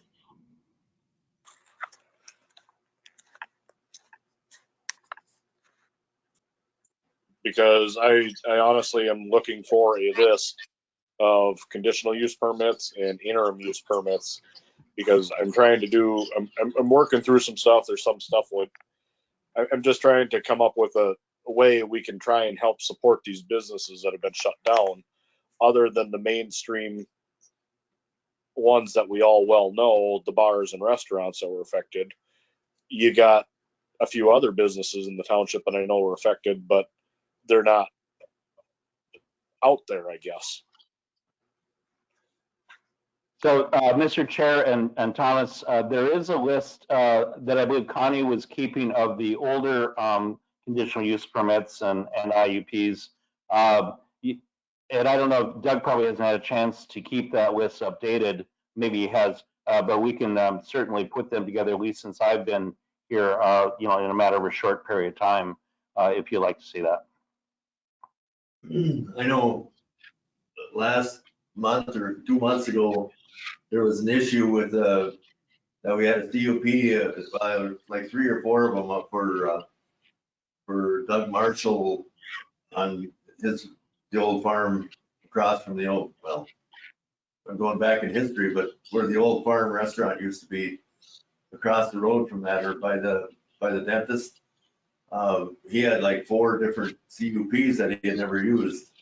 If one is not used for a certain amount of time, they are supposed to expire, and I'm not sure we ever went through the process of getting the unused ones expired, because we had to sign off on one that was probably 12 years old, and there are 4 of them that had never been used. So the list should be updated, but we should have a list. I don't know that that's true, Gene. I was under the impression once you got a CUP, that runs with the land. You have to actually voluntarily come in and surrender your CUP. I'm pretty sure on that. Once you get a CUP, an IUP can have a term limit or terminate upon sale of the property. But as far as what I know, with CUPs, those run with the land. Mr. Chair, just to clarify in the ordinance, if they don't use that CUP within 1 year of it being granted, it expires. So that's, for instance, why Terry Prusing came in, just to make sure she got an extension. So we do have a provision in our ordinance mandates it be expired after 1 year of disuse. And that's both for IUPs and, well, it's for conditional use permits and variances. Yeah. I'm not sure everybody heard exactly what was said. I get kind of broken up. Oh, I can repeat that. So both for variances and conditional use permits, if they don't use that or have the conditional use permit activity active within 1 year, it expires. So again, that's why Terry Persing came in, knowing that she couldn't start her business. She asked for that extension before it expires in May. So there's a provision in the ordinance that addresses that. But who's keeping track of that? If, Gene was just talking about the one place. I mean, I can think of another place off the top of my head. I mean, who's keeping track to make sure that somebody's still in business? And, if they're not, that their CUP is getting terminated, or does it automatically terminate? Mr. Chair and Dan, yeah, it would just automatically expire. I mean, they would have to show some proof. If they claim that they were still in business and still actively using, they'd have to show us some proof. Okay. So. Sure. No, it's. So really the task at hand is, if there's any support whatsoever for having individuals who come in, pay an escrow that would pay for the consultant fees. And again, it would be just what is billed. So if I bill $250 of the 500, that's all they would be billed. In the past, the township has always just taken those costs they take the $250 fee and then they will pay essentially for Jason, myself, and Todd to look at them. So if you don't want to change that, then that's easy. We just don't have an escrow.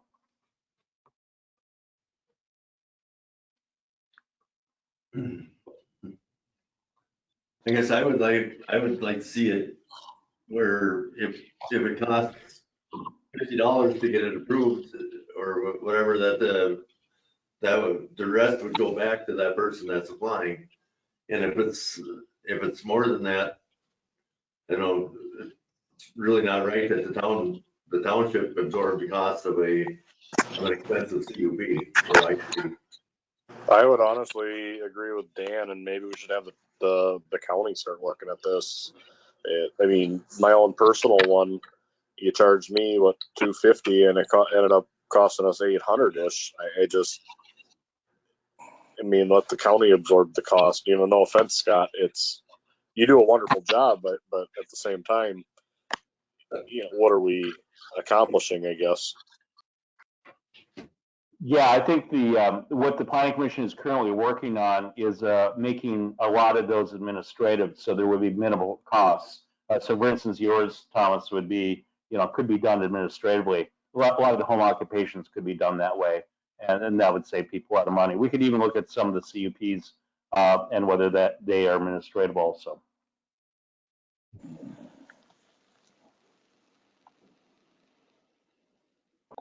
I mean, there's a cost to, there's a public hearing notice, and those generally run about $50. It's paid to the newspaper.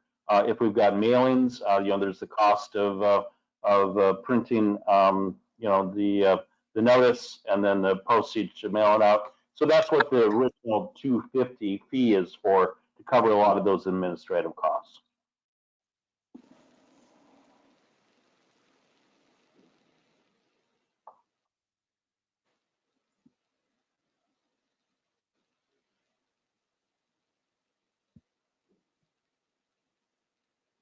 How is the planning commission going to decipher? I mean, how are we going to come up with what businesses are going to be administratively and what businesses aren't going to be administratively? That's going to be a pretty tough feat. I mean, if you got somebody that's got minimal traffic, sure, but I mean, I don't know. That's going to be a pretty tough feat to decide which ones we're going to say are going to be administrative and which ones aren't, isn't it? It's pretty easy with the with the home occupations, a lot of municipalities, other townships I work with, have a language. I've already proposed some of that language to the Planning Commission. I'm giving it some more thought to see what more we can do. So, Dan, I'm working on that at the end of the week, and we'll present something to the Planning Commission on that to, for them to discuss.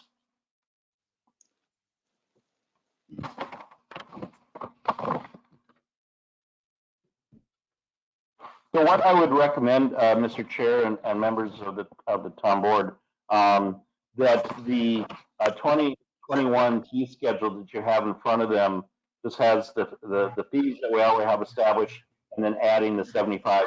It says nothing about the escrow. Just so that we have a new fee schedule in place, I would recommend that you move forward with this at least tonight. And then as far as the escrow, we can deal with that at a later date, and maybe have that in discussion with possible consideration by the town board of that administrative processes. Hey, Scott, did you ever, can't remember how long ago it was, but I remember Jesse John Dahl was questioning some of our fees for our sketch plans and stuff. I mean, for 2 lots or fewer, we're charging $100. 3 lots or more, we're charging $500. Is that per lot, or how is that working, and where did those numbers, I mean, how does that coincide with other surrounding areas? Those are, so you have 3 lots or more for a sketch plan, that's a base of $500. 2 lots or fewer is $100. So I would, per lot or total? That's for the request, for the entire. So if you have 4, let's say 4 lots, it would be a $500 fee. Okay, when he was making his statement at the meeting, I can't remember which one it was. I guess I was under the impression it was per lot, so I was mistaken on that. I'm sorry. But the final plat application fee, so if you look at the fee schedule for the final plat application, that is a per lot. So we're just talking about sketch plan because that's what you mentioned. But final plat application, 3 lots or more per lot is $500 per lot, with the park and trail fee of $1,200, and that's per lot. So that's something we could certainly look at. There's a fair amount of costs with processing the preliminary and final plats. I would say that between the consultants, we've utilized a lot of those funds just to process these. So I don't know if I would change those, but that's really up to the town board. Doesn't any of the final plat or the sketch plan, that doesn't come out of their cash escrow that they have to do with the township? Well, just to back up, so there is an escrow for the preliminary plat application of $5,000. Yeah. So you come in for a preliminary plat, you pay the $5,000 escrow, and then with the final plat, then you pay the the either $200 for 2 lots per lot, or the $500 for 3 lots or more. Okay. Just trying to understand how some of this billing's working on this.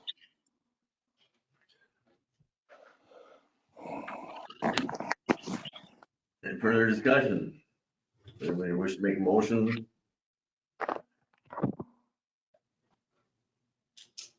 And this is just this will be just for the fee schedule. This isn't going to have anything to do with the escrowing or anything. This is just for our Princeton Township fee schedule 2021. Yeah, if you adopt that, for instance, Chair and members of the board, that doesn't mention anything about escrow. And if you're comfortable with that, I would say you should proceed with that tonight. And then we'll leave the escrow, discussion for a later date. I'll make that motion, Dan Hiller.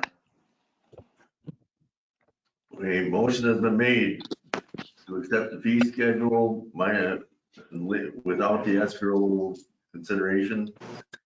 As Thomas Student, I would second it. Is that acceptable motion, Dan? Yeah. Okay. Motion has been made and seconded to approve the township fee schedule as printed without consideration of the escrow. Motion has been made and seconded. Is there any further discussion?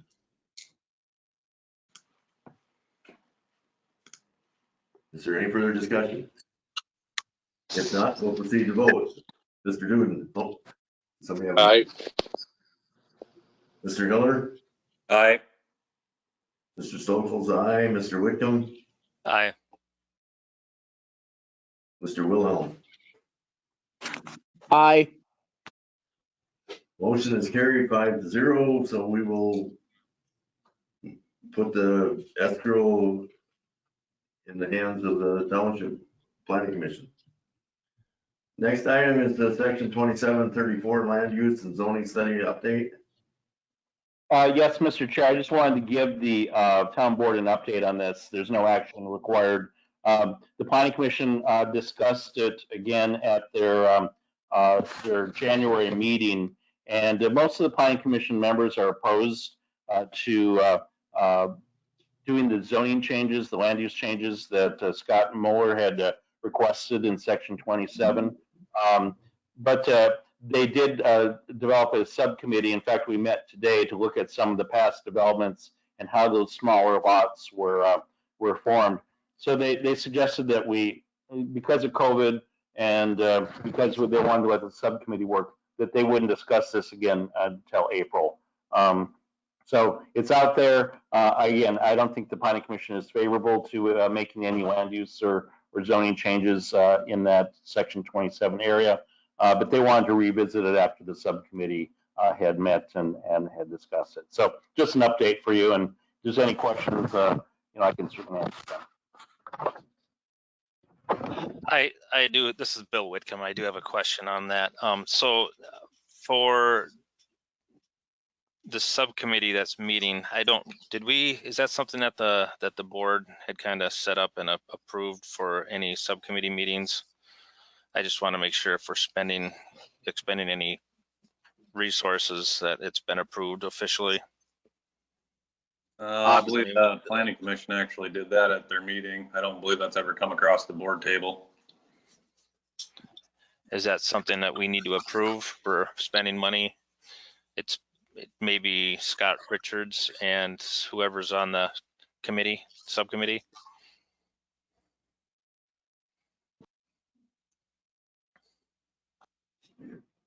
If Do we need a motion? Spent, I suppose it should come to the board. Well, they can have a committee, I mean, but they're just not going to get paid. I'm just saying, right? Mr. Richards is going to. Yeah. That's kind of what I was thinking.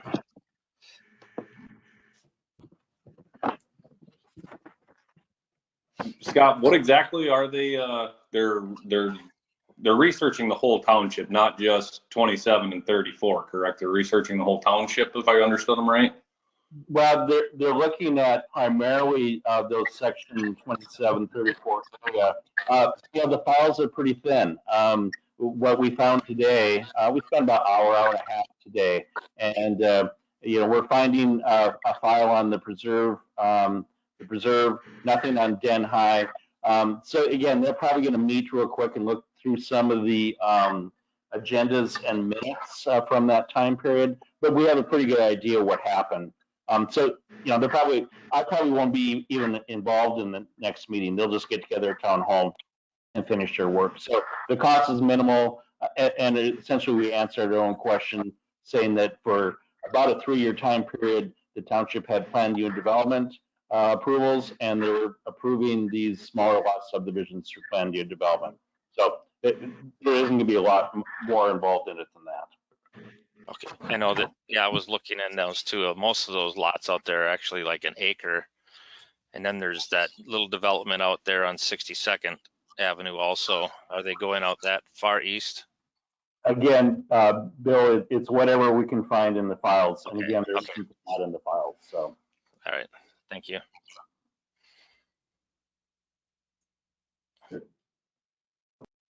Anything else with the zoning? Now we'll move on to old business, to review the fire contract. Is it in hand? Well, I don't believe I ever actually got a copy of our fire contract. I don't think I did either. I can't find it. Last year. I was looking for it today. I got, Bill, you sent out the deal from Ron for the fire advisory board update, but I don't remember ever seeing the fire contract.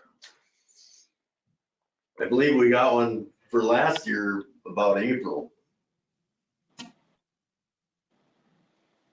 Yeah, that's Seems kind like of what we've I got remember too. It usually shows up a little later. It was after the annual meeting sometime.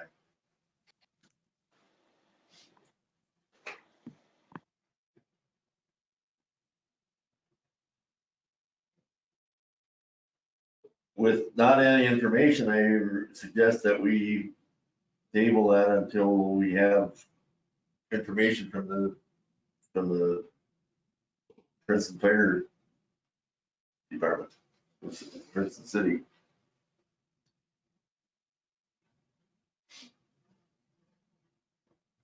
I'll make that a motion. I'll second that motion, Dan Hiller.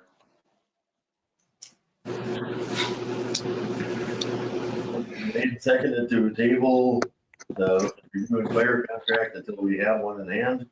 Any further discussion? Not, we'll proceed to vote on Mr. Newton. Aye. Mr. Hiller, Aye. Ms. Sokol's aye. Mr. Whitcomb, Aye. Mr. Wilhelm, Aye. motion's carried 5-0. Status update of Wood Push development. I think you all saw the paperwork. The road improvement has been approved. Is there anything else that we need to know about the Wood Push development? We already agreed to give back the escrow, so I think we can move on to status update of Silver Lake Oaks development. Chairman. Mr. Dahl. Yeah, the main point there is that we did receive a letter of credit from Silver Lake Oaks. That was the outstanding issue there. We did receive a letter of credit to the satisfied all financial requirements. And we began reissuing permits that we were holding. Okay. Anything else we need to know about Silver Lake Oaks? If not, we'll move on to resolution for interested officer. Don't you got to touch base on, or are we skipping Mark Riverblood's memo? Well, okay, we'll go back to Mark Riverblood's memo to the town board.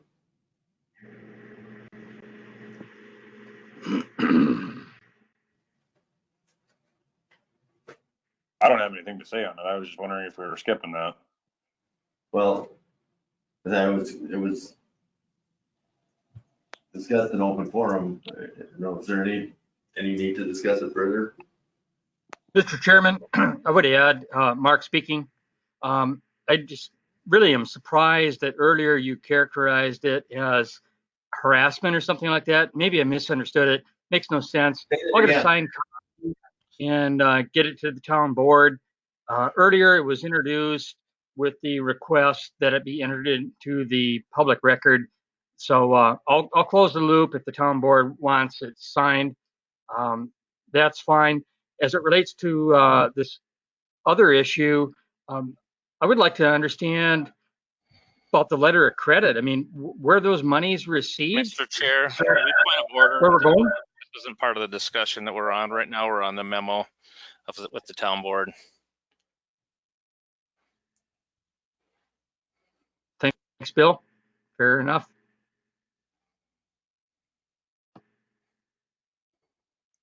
Is there any discussion on the memo that was read at last month's meeting and was discussed this morning or this earlier? Just to point out that, it wasn't signed by anybody. I mean, it wasn't signed by an author. It wasn't signed by anybody who was supposedly listed as concerned parties. So we don't know if that's 2 people or 10 or 5 or what it is. So it's kind of hard to respond to kind of an anonymous letter.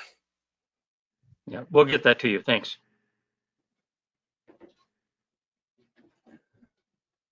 Okay.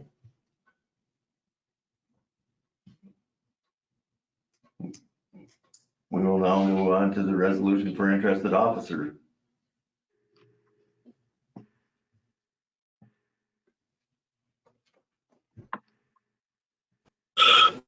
So with that being said, I know it got brought up earlier during the open forum. It was not what I did with the brush cutting. It was literally, it was the $25 an hour contracted rate. I just donated my equipment and the time to get the stuff done while we had the decent weather in the higher traffic areas, so that we did not get the drifting, primarily concentrated on the residential areas. So just to clear the air on that. What this resolution is, I put forth, just if the township needs to rent a skid loader for doing roadside projects, whether it's with a brush cutter on my skid, whether it's with pallet forks, a grapple, digging post holes. I'm working on buying a post pounder. Just if we need to rent a skid from someone, I've got my prices. I just put $200 a day. It's a trailer included. The township did buy a 3/4 ton pickup, so trailers included. Just come hook on the trailer, take it for the day. I did send out an email this morning with the area rates. Princeton Rental, Crawford, Sunbelt, Ziegler, Highway 55 down in Hamel area. I guess that's what the proposed coming forward is. It has nothing to do with what the brush cutting was done. We were talking about it at the meeting, but theoretically we couldn't vote on the brush cutting, how we're going to go about it, if we were going to contract labor it, if we were going to do, we had no way to contract labor it at that time because we had to get down in the ditches further than what our tractor reached. So that's why I took my own machine and just did it for the $25 an hour. So that's what we're voting on here, and that's, I guess, the background to behind this.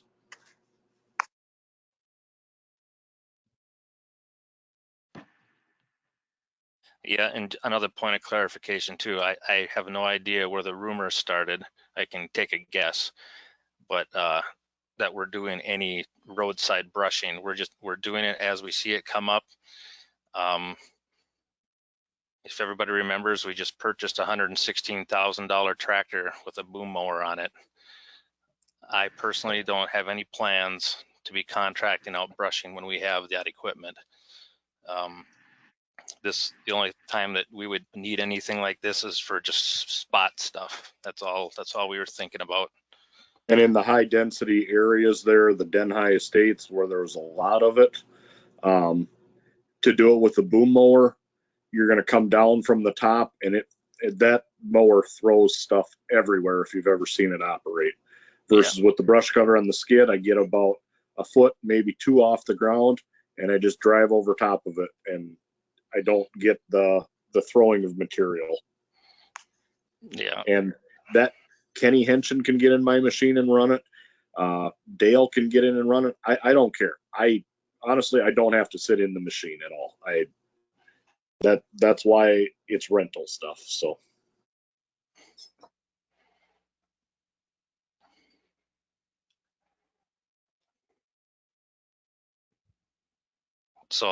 just to clarify, I never brought it before the board and nobody asked about it. There was never an intent to really get bids on a lot of within the township, large areas of brushing.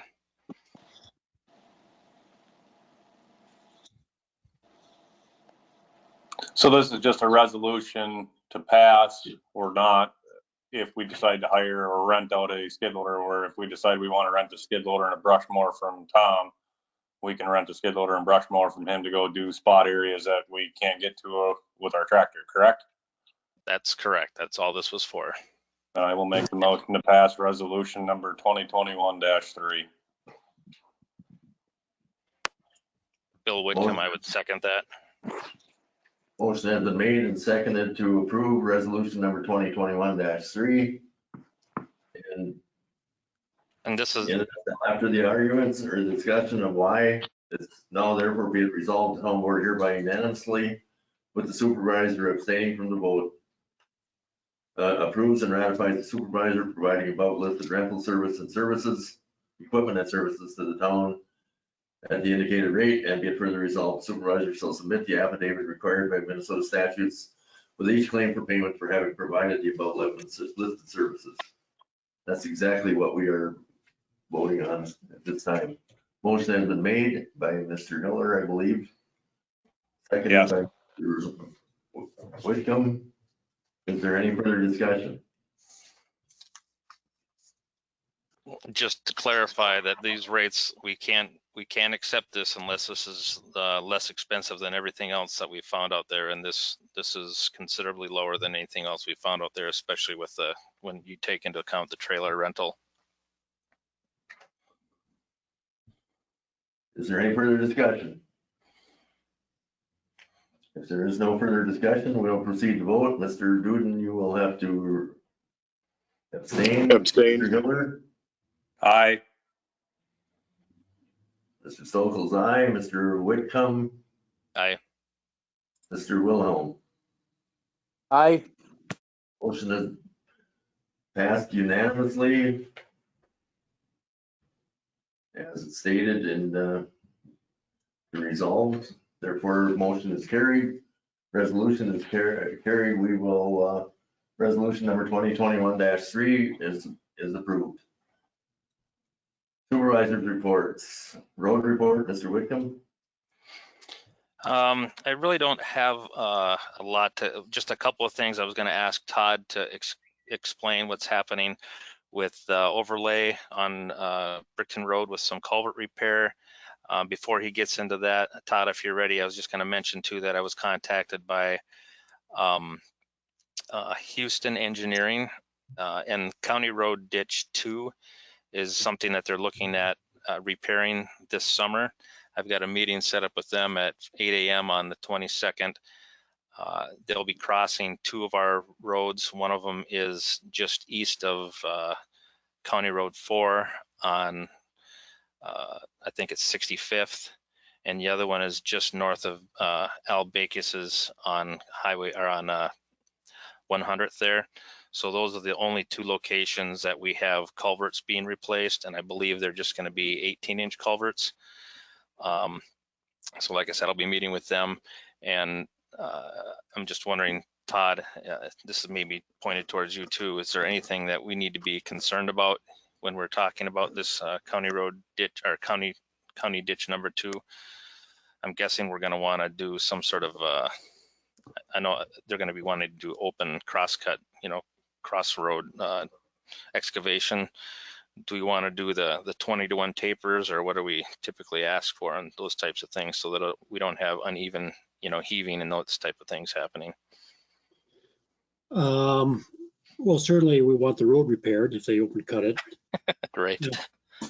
But do we want any specific taper?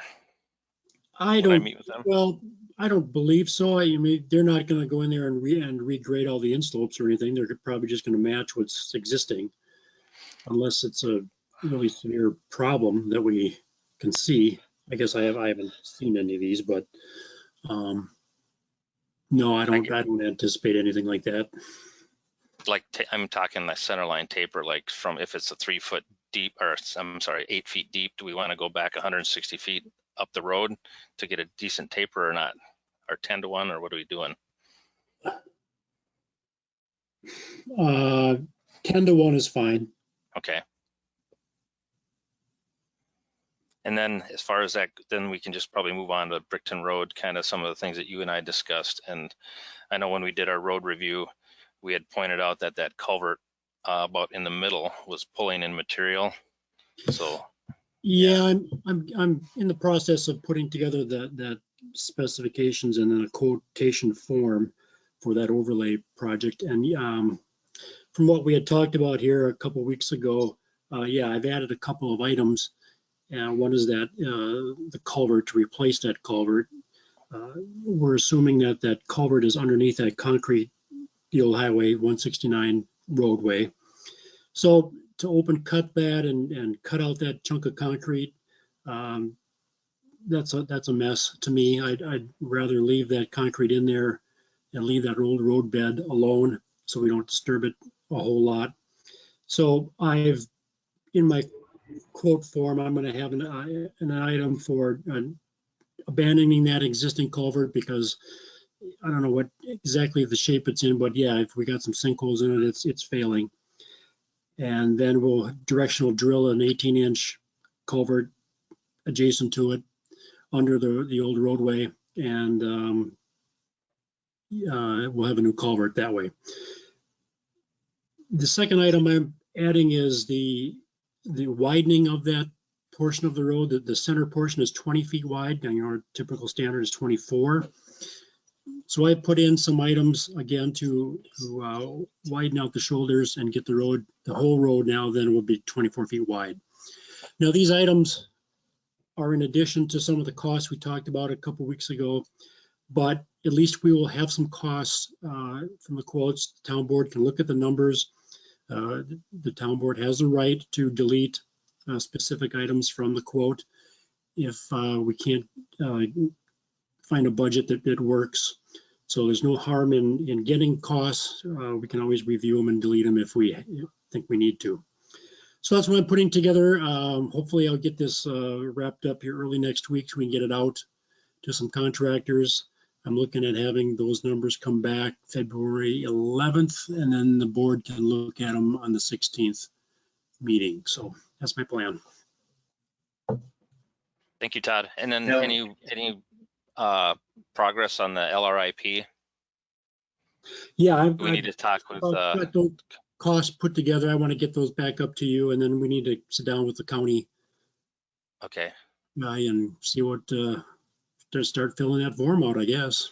okay, yeah, it's a few pages, like 8 I think, or something like that, but I'm guessing that's sorry, Bill. Have we resolved the issue of the minimum size of a culvert? Seems like we have 3 different numbers in our ordinances. Yeah, well, it depends. I mean, whenever we have a cross culvert that crosses a road, perpendicular type, which is kind of a mainline culvert, I like to see those a minimum of 18-inch. Across driveways and field entrances, you know, they're minimum 12-inch. Some areas where we've got a quarter mile or a half a mile of ditch drainage that's coming down across the driveway, well, maybe a 12 inch is inadequate, so we need a 15-inch. So it varies, but there are minimum standards that I like to see, and that is the 18-inch cross culverts and 12-inch driveway type culverts. Could those be spelled out better? Because I know we were looking at our ordinances or whatever, and it didn't say anything about, the different types. It just said that it was 3 different sizes and 3 different. Well, we have details also. We have details that show those sizes too. So I don't think shouldn't be too much confusion. Yeah, I think the only place that where there was a confusion is somewhere along the line. We were seeing 20-inch culverts in the annual newsletter. So that's the only place I saw 20-inch. It wasn't really in any of our standard plates or anything like that. So thank you, Todd. Any other questions for Todd?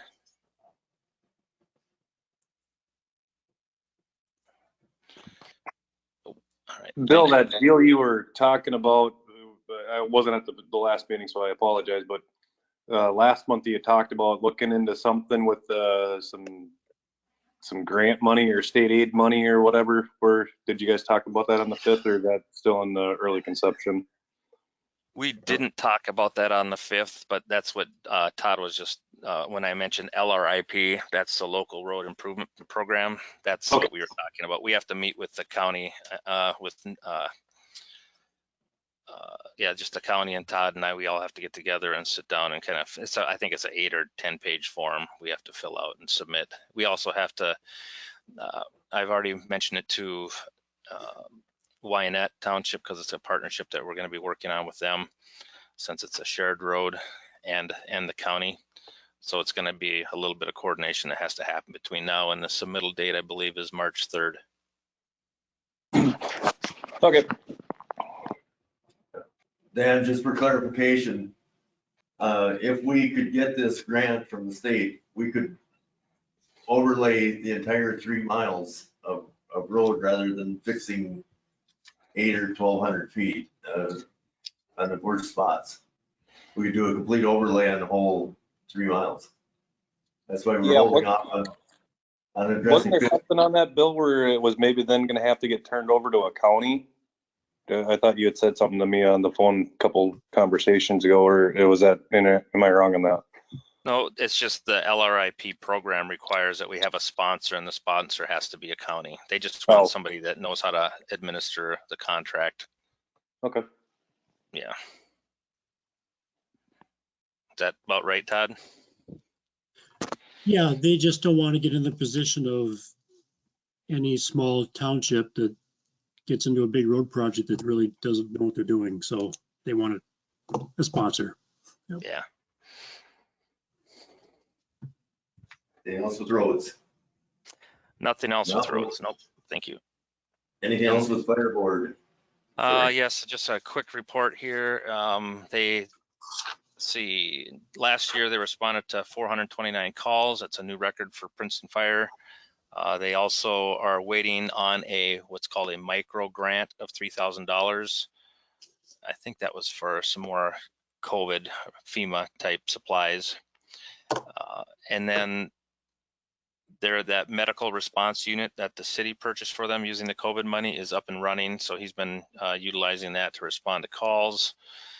They are going to be hiring 4 new firefighters this year, and next year probably another 4 to replace. They've got a mass retirement happening coming up here pretty quick of losing 7 to 10 firefighters. So they're wanting to backfill that.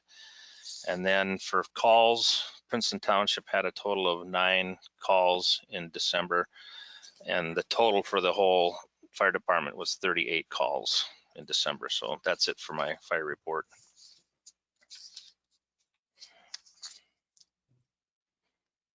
My report's airport commission liaison. We did not have an airport board this month because of the our city administrator retirement or resignation. City planning commission is next Monday because yesterday was Martin Luther King Day. So we can move right on to Township Planning Commission. Not really a lot to talk about on the planning commission. We already discussed most of it, actually all of it in our meeting that we just had. So nothing really to discuss on the planning commission side. Gene, I got a couple. I don't have my name's not on there. I missed anything, but just want to touch base with the snow plowing. Just to give you, I know I've had some feedback. I throw it out on the internet every time we're sending the plow trucks out. Just kind of the theory behind how we're doing it. We're not taking priority over the blacktopped roads, which is being presented by a few individuals. This last snow, it was wet and heavy. I started plowing with my blade on a skid. My skid kept pushing out. The snow was wet and heavy. I took a bucket. I even did my own gravel. I had to keep it up above the ground. Otherwise, we were digging into the ground. Just the temperature was too warm. The snow was too wet. And we had to wait till a day or so later till everything froze in order to go through and knock everything down so we didn't scalp the roads. We have had a couple complaints. One that we're digging up sod, throwing it in somebody's yard. We've looked at it. We've addressed it. We're just making it aware that the township owns 32 feet of right-of-way from the center of the road out. But then I got a pushback from the resident that said, well, I pay taxes to the center of the road. It's like, well, now we're splitting hairs. That's what we're maintaining. Another one I had said that we took out a mailbox. Upon further inspection, the blade never touched it. It's just the snow was too wet and heavy. It hit the mailbox, tipped it over. This last snow is the stuff we get in March and April, and even October of this year. But we're not taking precedence on the blacktop roads. That was just what was fit to be plowed at the time, contrary to popular belief. But otherwise, reaching out on the internet, everybody seemed real appreciative of being notified when the plow trucks are going out. Honestly, I'd like to commend Brian and Austin for the job they're doing. I mean, Brian and I are talking middle of the night when he's planning on going out, or even middle of the day. We're up all night when the snow is coming down. Honestly, I like to think we've got better roads than the city of Princeton's got, to be honest with you. But that's all I've got there. Thank you, Thomas.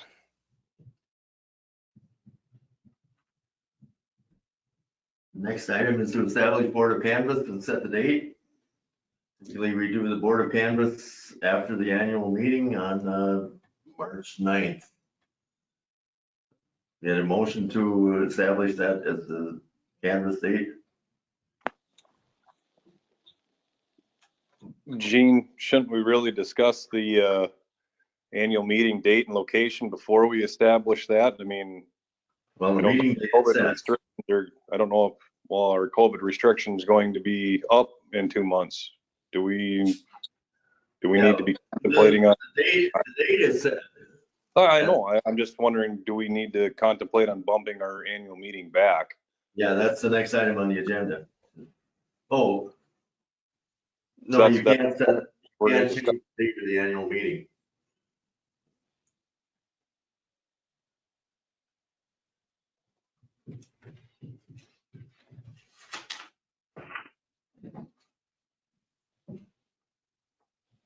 Can I address that briefly? Yes. The only discussion or thought I've seen on that was from the Minnesota Association of Townships, suggesting that if the COVID restrictions are still in place and we're not able to hold the annual meeting in person, that the only option, well, there'd be two options. One, we hold it in the format we're using now. If that were not satisfactory, the option would be to open the meeting and then continue it immediately to a time when the restrictions would be off, so that we can meet in person. Those are really the only two options, and as you won't really know what the status is, I guess, until we get closer to the date.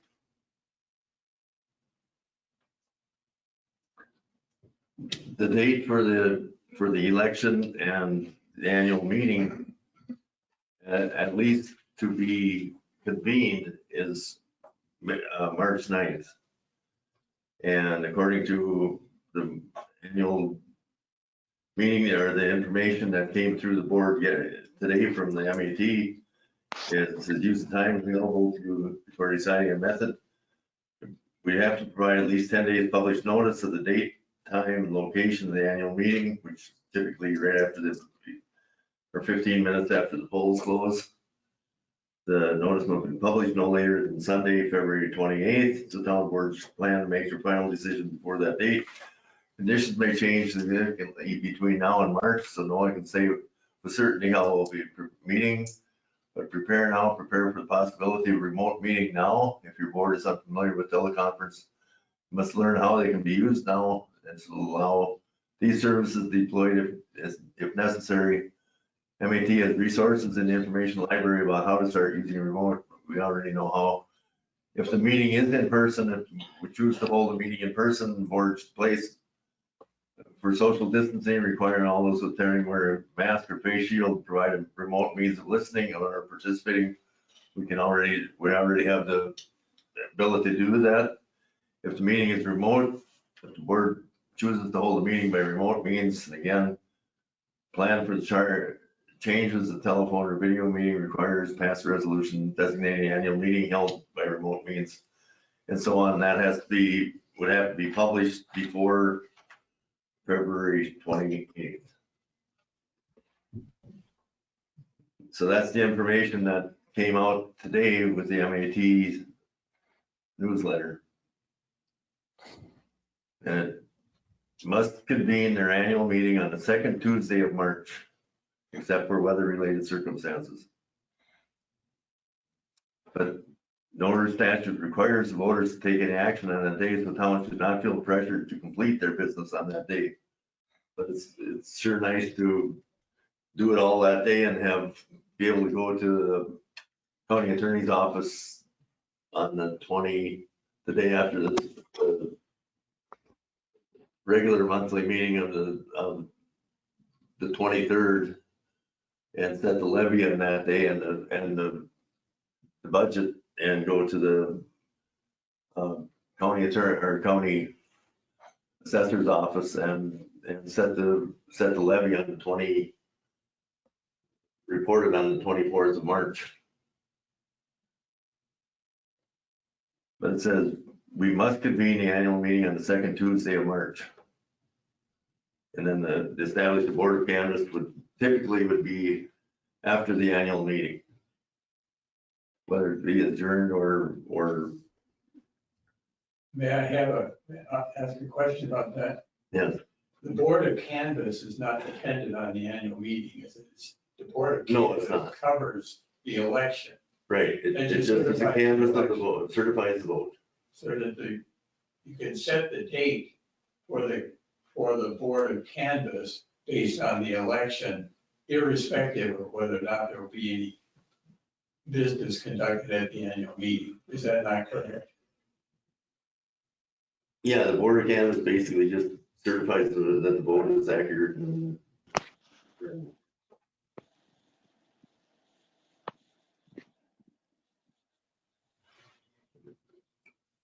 Yeah, basically we're just certifying the election as being accurate.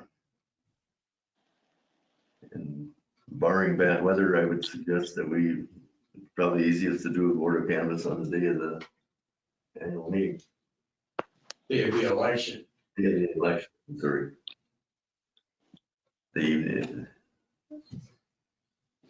So it would be sometime after the election judges complete their work.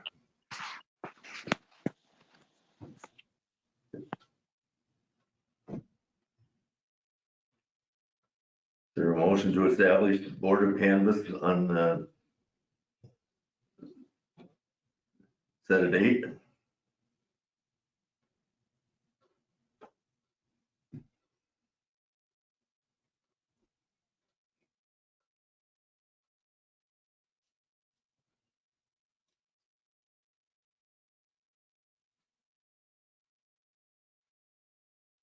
Is there a motion to establish a date for the board of canvass? This is Bill Whitcomb. I make a motion to set the date of March 9th to have the Board of Canvass set.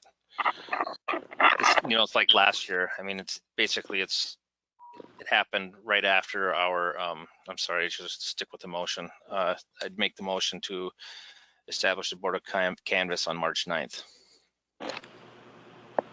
Motion has been made to establish the board of canvass on March 9th. Is there a second? I would second that. That was Thomas. Is there any further discussion? So just to be clear, so everybody, I mean, maybe, I don't know if everybody understands, but the Board of Canvass really doesn't have anything to do with our annual meeting. This is all we're doing is certifying the vote that happened earlier in the day and into the evening. So whether the electoral college, if you will, of Princeton Township. So even if we have to meet on the 9th because we already set the date for the annual meeting. We can convene a meeting and then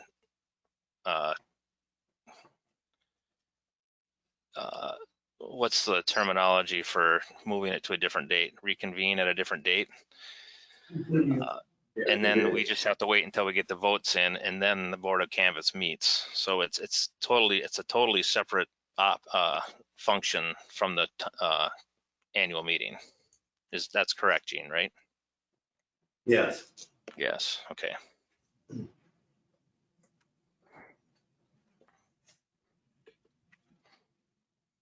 Motion has been made and seconded to hold the board of canvass on the March 9th. Is there any further discussion? How many people are required for that? It would be a quorum. Okay.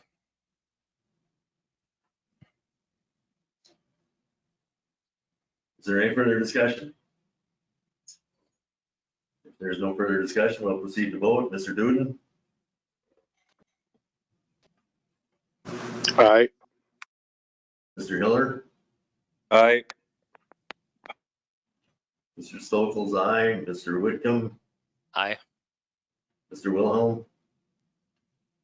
Aye. Motion is carried. Next item of business is the annual meeting date and location. We can table this till next month unless somebody wants to establish that we reserve something other than the town hall. We could do it the same way we did tonight with the Zoom or go to meeting, or we can have it here, or we can have it somewhere else. But if we are going to have it in person, we have to have safety precautions in place for protecting people from each other, I guess. Well, Gene, as you know, we've kind of been working on that teleconferencing. I mean, if the board met at the town hall, we could telecast that whole meeting. Oh, I don't know if we could telecast it. It's just for recording, isn't it? Because it takes up too much broadband. I would just make a motion to table this until we know more next month. Hopefully Matt will have some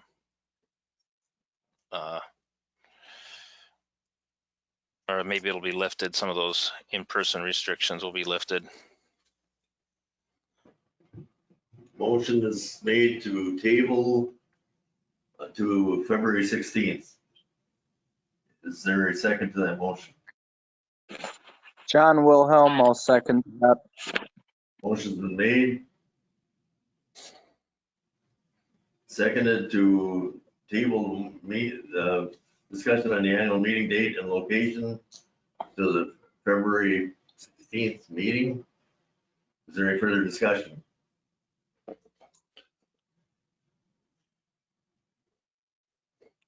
If there is no further discussion, we'll proceed to vote. All in favor? No. Mr. Duden?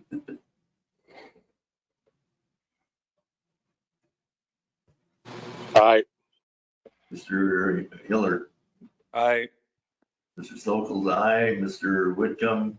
Aye. And Mr. Wilhelm? Aye. Motion is carried 5-0. We will table this to the February meeting. Annual newsletter.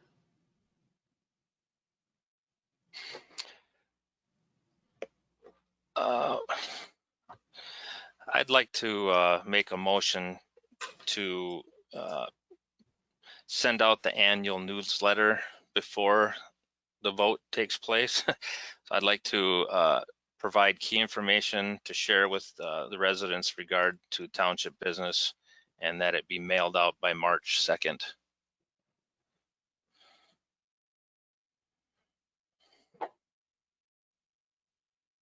Motion has been made to create an annual newsletter to be mailed out by March 2nd. Is there a second? Dan Hiller, I'll second that. Motion been made and seconded to have our annual newsletter be mailed by March 2nd. Is there any further discussion? Is there any further discussion? If not, we'll proceed to vote. Should I clarify the motion that we're going to provide key information to residents? Do we need any of that information?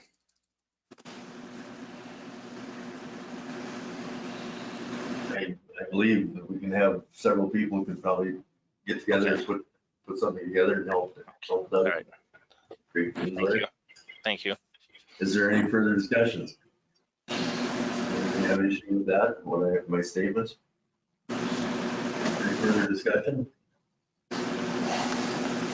Now we'll proceed to vote. Mr. Duden? Aye. Mr. Hiller, Aye. Stoffels, aye. Mr. Whitcomb Aye. and Mr. Wilhelm. Aye. Motion's carried. We will have the annual newsletter on March 2nd. Next item of business is the township cleanup day.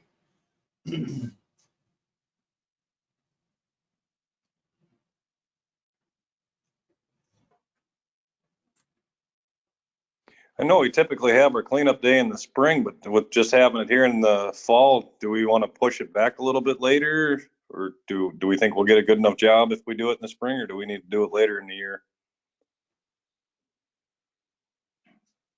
What's that? If I remember right, part of the reason they did it in the spring was all the weeds and stuff were knocked down and people could see what's in their yard. I think if we wait, I don't know. I could go either way with it. Doesn't matter to me. Historically, it used to be because it was before farmers got in the field. And I'm not sure that that's a viable reason to establish it. I guess when people are doing spring cleaning or whatever, they clean out their garages. Might be a nice option to have be able to bring tires and old appliances and something here rather than in ditches. I go for the spring also. I mean, I'm seeing it in the spring when everybody does do the spring cleaning. My ditch is a very popular option. Plus, don't we typically do the road tour later part of the day? Yeah, and then typically we get that. Then we've got everybody together. We can go out, get an overlay. Like last year, we did it. What, October? Did we do it?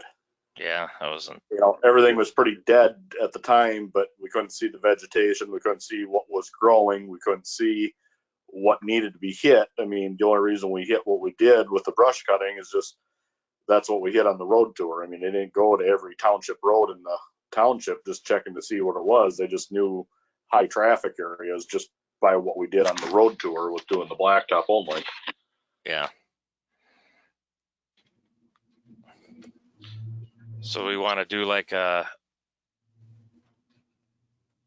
what did we have it scheduled for originally last year? Wasn't it April, like in the 20s or something like that? April 24th would be the last Saturday in April. We've been looking at my calendar, right?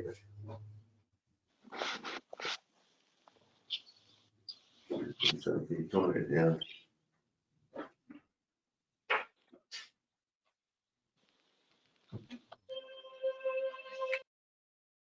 24th would be the last Saturday, or 17th would be the third Saturday in April. I'd say go the last Saturday. I moved the motion for the last Saturday in April. So it'll be April 24th for cleanup day and road tour. Is there a second to that motion? Dan Hiller, I'll second that. Yeah, Mr. Hiller seconds it. Is there any further discussion? If there's no further discussion, we'll proceed to vote. All in favor of setting the cleanup day and road tour on the 9th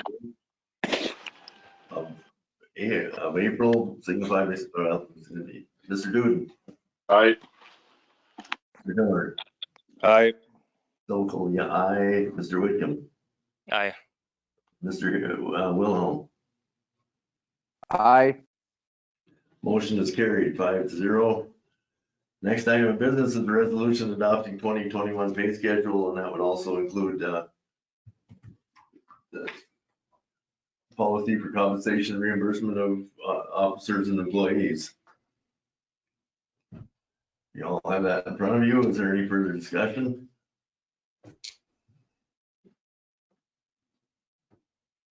The resolution 2021-4.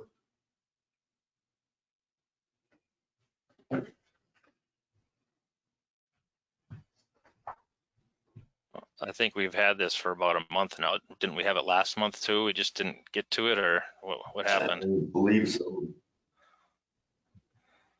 I believe we had it last month too, and we just pushed it off because the meeting was getting so late. Is there a motion to adopt resolution 2021-4? I would move that motion, Thomas Duden. And is there a second?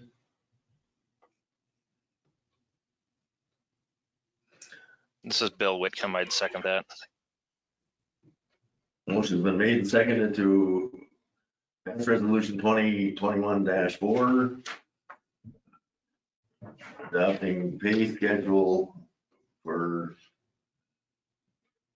town officers, employees. Is there any further discussion? If not, we'll proceed to vote. Mr. Duden. Aye. Mr. Hiller. Aye. Mr. Stokel's aye. Mr. Whitcomb.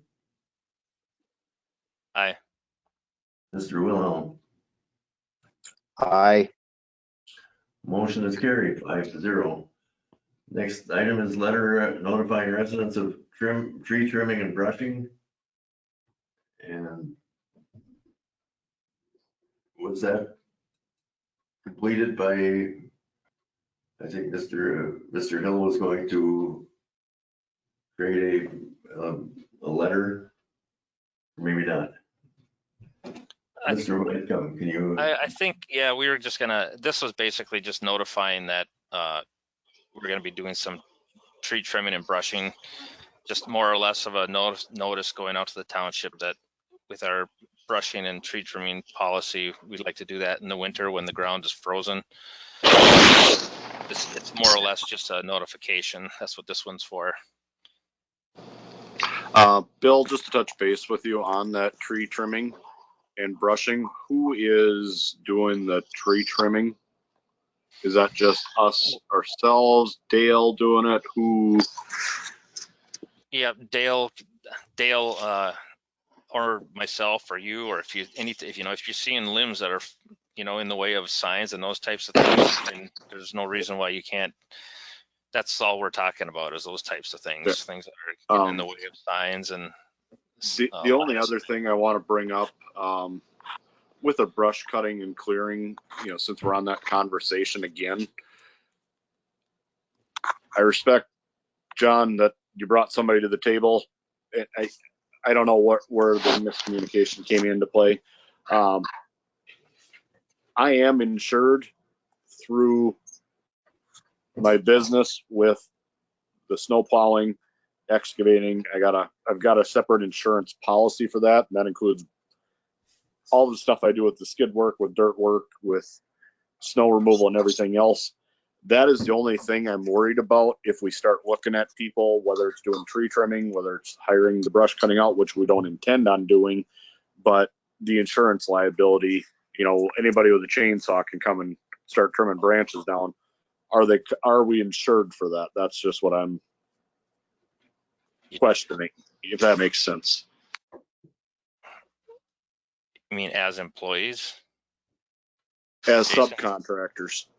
Oh. Like myself, when I took my own skid out and did the brush cutting, if I would have taken and knocked somebody's windshield out in a car, I've got an insurance policy myself that would cover it. It's not part of the farm insurance. It's not part of the rental business insurance. It's part of my excavating and snow plowing insurance. So there's separate Jason policies. might be able to I just want answer to make that. sure if we are hiring somebody to go out and knock trees down, or if we do end up somebody to come out and do some brush cutting, we need to make sure that they are insured. So that doesn't fall back on the township. If they are employees Oh, go ahead. Sorry. I believe if they're employees of the township, we are covered by MATIT. If we are subcontracting, we would have to get information from them about their insurances. Yeah, that's the same when we put out for bids for the grading and graveling and any general road repair. We're always asking for that rider on their insurance. Jason, maybe you can touch on that a little bit more. Yeah, if you include that request, if people are providing quotes. The other thing I was going to mention too was if you do have, kind of the prepared road maintenance agreements and some other agreements that, we put together, we include provisions in there on all the different insurances they have to maintain. Commercial general liability, automobile, workers' comp, kind of the whole 9 yards. So for what Gene said was accurate. If it's an employee, they are covered by MATIT, and the township has to indemnify, but they're covered through the MATIT insurance. But for subcontractors and independent contractors, you want to make sure that you have either in a written agreement or in some form have the town that they are insured, and preferably that they add the township as an additional insured on their policy. And Jason, if I'm not mistaken, I think that's the requirement when we get audited too. Those are some of the things that they look at when we get audited. I believe so, right? Yes. Yeah.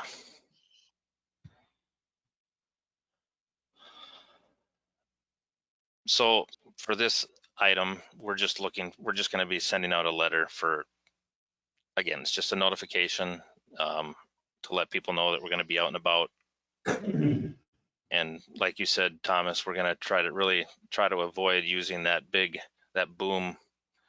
Is just it sends stuff everywhere. So out of the residential areas, we'll be using that boom mower. And we did a lot this year. I think we did 10 miles of miscellaneous roads throughout the township. So we've got a lot done already this year. Now we cover both the letter and proposed tree trimming or tree cutting. Nope, that's different. No. That's Right. going to be a little discussion here. And Jason, maybe, I mean, everybody got that tree removal notice, and Gene and I went out. There's just one spot within the township where there's a tree that's at least probably 7 inches in diameter, 2 of them, and they're one of them's within like 3 to 4 feet, and the other one might be out there a little bit further. But I spoke with Brian Dahlheimer, and he avoids that because the limbs hang over and they're taking off his lights off his truck. Plus, within a few years here, I'm concerned that the roots are going to start causing the pavement to upheave. So, yeah, we looked at those, and they're basically, what'd you say they were, box elder or something like that, Gene? Yeah, they weren't real desirable trees. So, Jason, I don't know if you want to explain. I mean, a lot of it was in the written letter that you had there, but it's a little bit more arduous to go through this process of taking a tree that's 6 inches or larger. Yeah, I will. The statute specifically defines a tree as 6 inches in diameter, measured 2 feet off the ground. And what I prefaced my information to the board was, take care when you are cutting any trees, even if they are in the right of way, unless it's a platted right of way. If a tree, as it's defined by the statute, is in the right of way, it is owned by the property owner adjacent to the road where the tree is. It's not owned by the township. And there is a process. There's generally kind of 2 stages that we recommend. One is initially reaching out to the property owner, marking the trees, reaching out to the property owner, and having them sign a consent form, an agreement. And then you also include in there what's going to happen to the wood, because the wood belongs to the property owner. The property owner can decide to take it. The property owner can decide to give it to the township. It's up to them. But you have a form that you work with that is a consent form to that. If the property owner doesn't agree to that, and you have, like Bill mentioned, specific safety and maintenance reasons why a tree has to be removed, then there's a formal kind of notice and process requirement that the township can do, where the township sends out notice that says, we're going to cut these trees within X number of days, and you have to give them so much notice. The property owner then has a right to request a public hearing on that, And the township holds the public hearing, makes a decision on cutting the tree, and you kind of go forward from there. So it is a process. It's all laid out in statute. The first step is determining, what are quote trees under the statute, determining if they are indeed in the right of way. If they are out of the right of way, you don't touch those trees. And then, making that then kind of going through the process. If it is a tree, can we get consent? Can we work with the property owner? If not, do we go through the notice and process? And I sent Bill for forwarding on to the board, kind of a template form that we have for the consent and a template form for the letter notice. So it sounds like Bill has done some of the original work, just kind of identifying these trees and where they are. So then you guys can decide, if we're going to go ahead with trying to remove these trees. We have to make the determination if it's a plat. There's still some things we have to figure out, but make that initial determination that for specific safety reasons, for specific maintenance reasons, the town would like to proceed with removing those specific trees in these locations, and that's kind of the first step in the process. So would you recommend the first step I take is just to reach out to the property owners then? Yes. Okay. Yeah, and you use that that form that kind of lays out everything as far as what, because then the property owner has all the information on what they are consenting to, what the like I said, where the wood's going to go. It's all kind of included in there. Okay. And that's always the best. It's the same thing with the brushing and trimming. And you guys have been doing it a pretty good job of that. Communicating to the township, and you guys have a website that's an improvement over many townships that don't have a website, where you can able to communicate through the website. But communicating, or through old-fashioned snail mail, communicating with folks and letting them know what's happening, and as far as the brushing and trimming. And then if it is, if you do determine that it's a tree that's defined under the statute, trying to work with the property owners as the first step. And then if you can't, and it is something that, this is going to cause a problem for maintenance purposes and for safety purposes for the road. And you can imagine, where trees will grow, over the road, they expand and damage the road. There's any number of reasons, but yeah, I mean, the first step being communication with the property owner. Okay. So what are we're just looking at getting approval from the board for me to move forward with this? Is that, or do we? Yeah, I guess I would say, if specific trees, and again, I know it sounds, it might sound, a little crazy, but it is, per the statute, if you have a map or something that identifies what specific trees we're talking about, yeah, and can determine why we want to take out this tree that's in the right of way, make that determination and say, we need to take it out for XYZ reasons, and then authorize you to, contact the property owner, see if you can get that consent. Okay. And I don't know if that can be done tonight or not, but that would be my recommendation on documenting it and, getting it in the minutes and making it part of the record as to why these specific trees in the right of way are being taken down. Okay. Is that like should I show a map of where that location is, or? Yeah, or I mean, you can kind of make that part of the minutes too, the map that identifies where those trees are.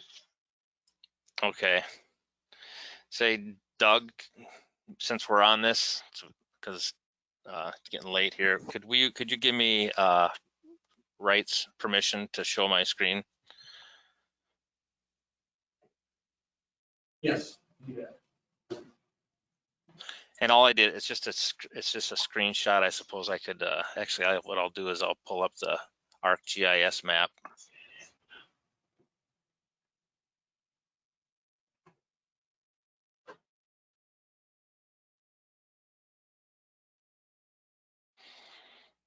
Yeah.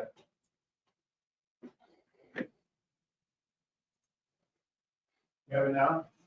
Yep.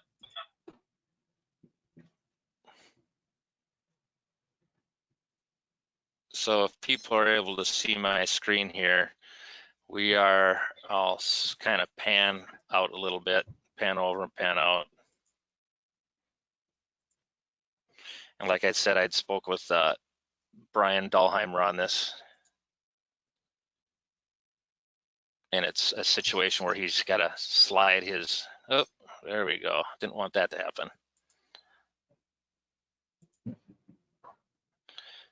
When he's snow plowing, he's got to hug the inside of the corner and leave the outside of the curve.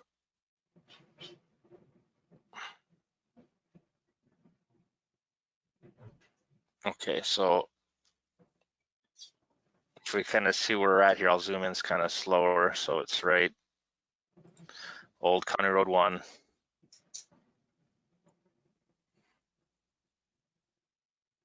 Ridge Drive and Fairlawn, I think it's called.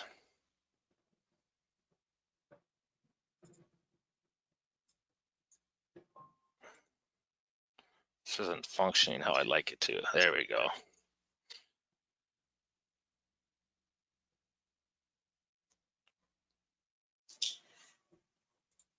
So it's this piece of property right here. I don't know if you see in the upper right-hand corner of this property. These trees are, like I said, are within probably 4 feet of the road. There's a 6-inch one. There's a lot of brush. There's another larger one, probably 8 feet off the edge of the road, and they're starting to come out over the road so that the snow plows will have to, they're kind of hugging the inside. So that's the location. That's really the only one that I'm looking at this point. And it's only 6 inches, but I'm concerned, like I said, that they're gonna start upheaving the road, the roots. So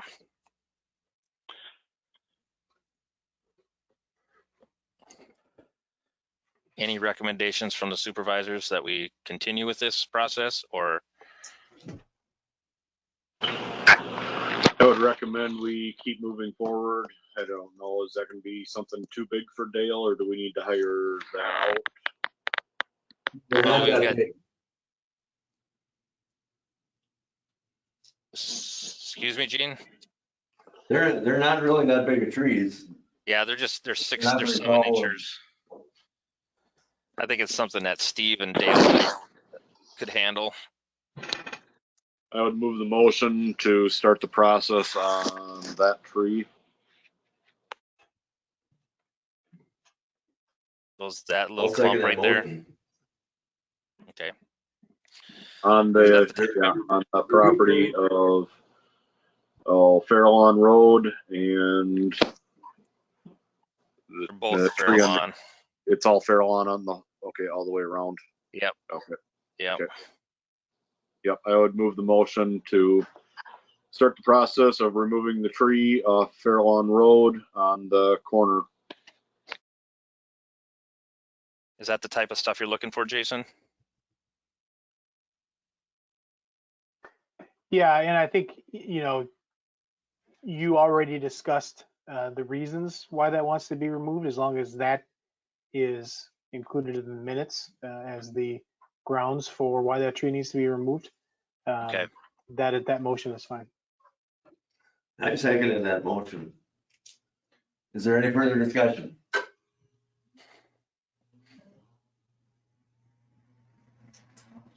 If there's no further discussion, we'll proceed to vote.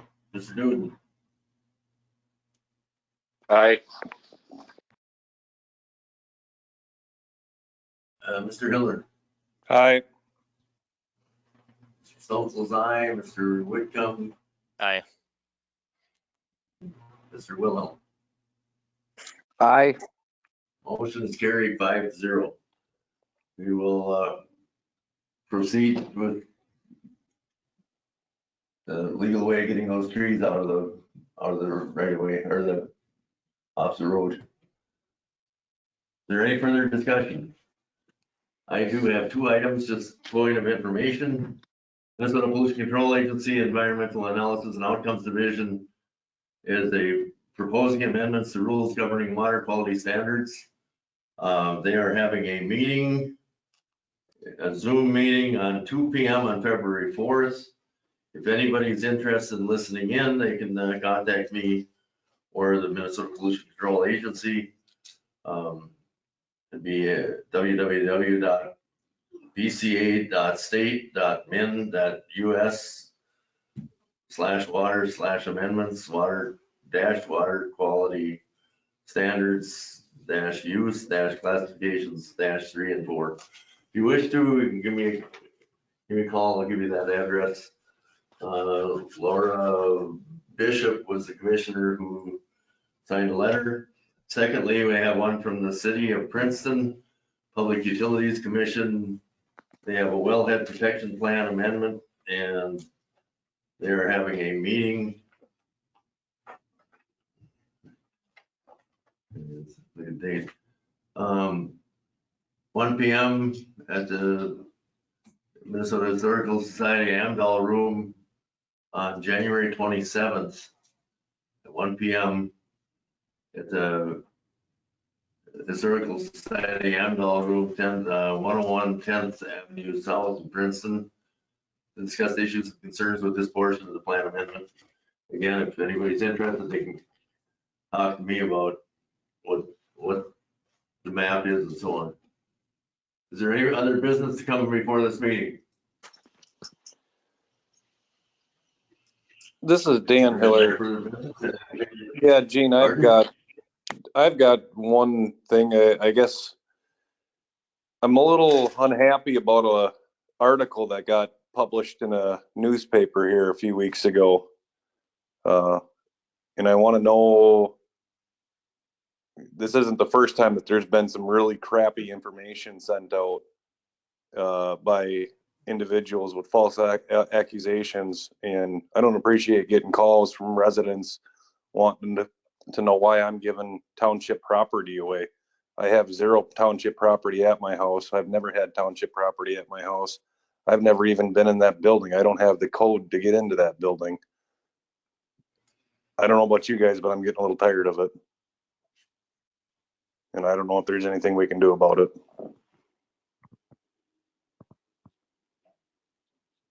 Yeah, oh no, I'm getting very tired of it. False accusations flying all over the place. And nobody's held accountable. I mean, this is like defamation.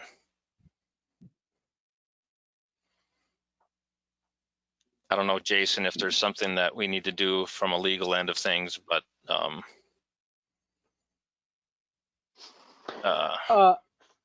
I can take a look at it. Obviously, when you're talking about,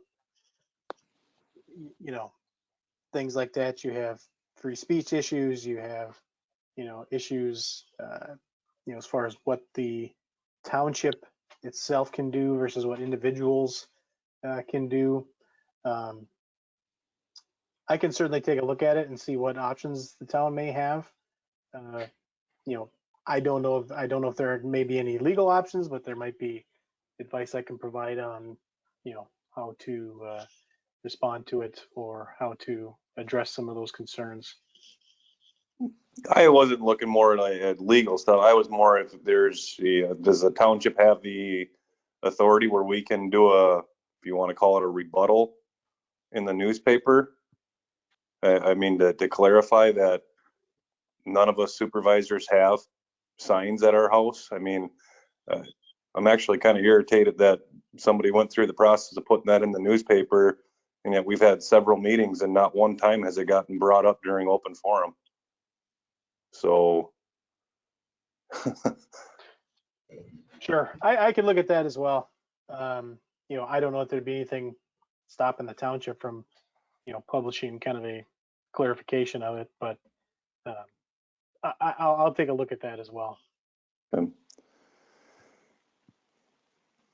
then I had one other thing, and it's, you know, we kind of talked about it a little bit earlier, and Scott Richards is doing a fantastic job. I'm not going to knock him at all for the work he's doing, but I'm getting a little concerned about some of the fees that we're starting to encounter from that. And, you know, I don't know what would be the best route for us to do is to sit down and talk with Scott. I wasn't involved in the hiring process there, but, you know, can we negotiate out a better rate, or we, you know, something along that lines, or look at other companies, or, you know, I call up and talk to the county a little bit, and I talk to other townships that utilize their counties for their zoning. And I mean, that there's pros and cons to that by going to the county, but there's a huge cost savings there too. So I think that's something that we're going to have to sit down and look at here in the near future, the amount of money that we're spending. And like I say, I can't stress enough, he's doing a great job, but it's also starting to get pretty costly.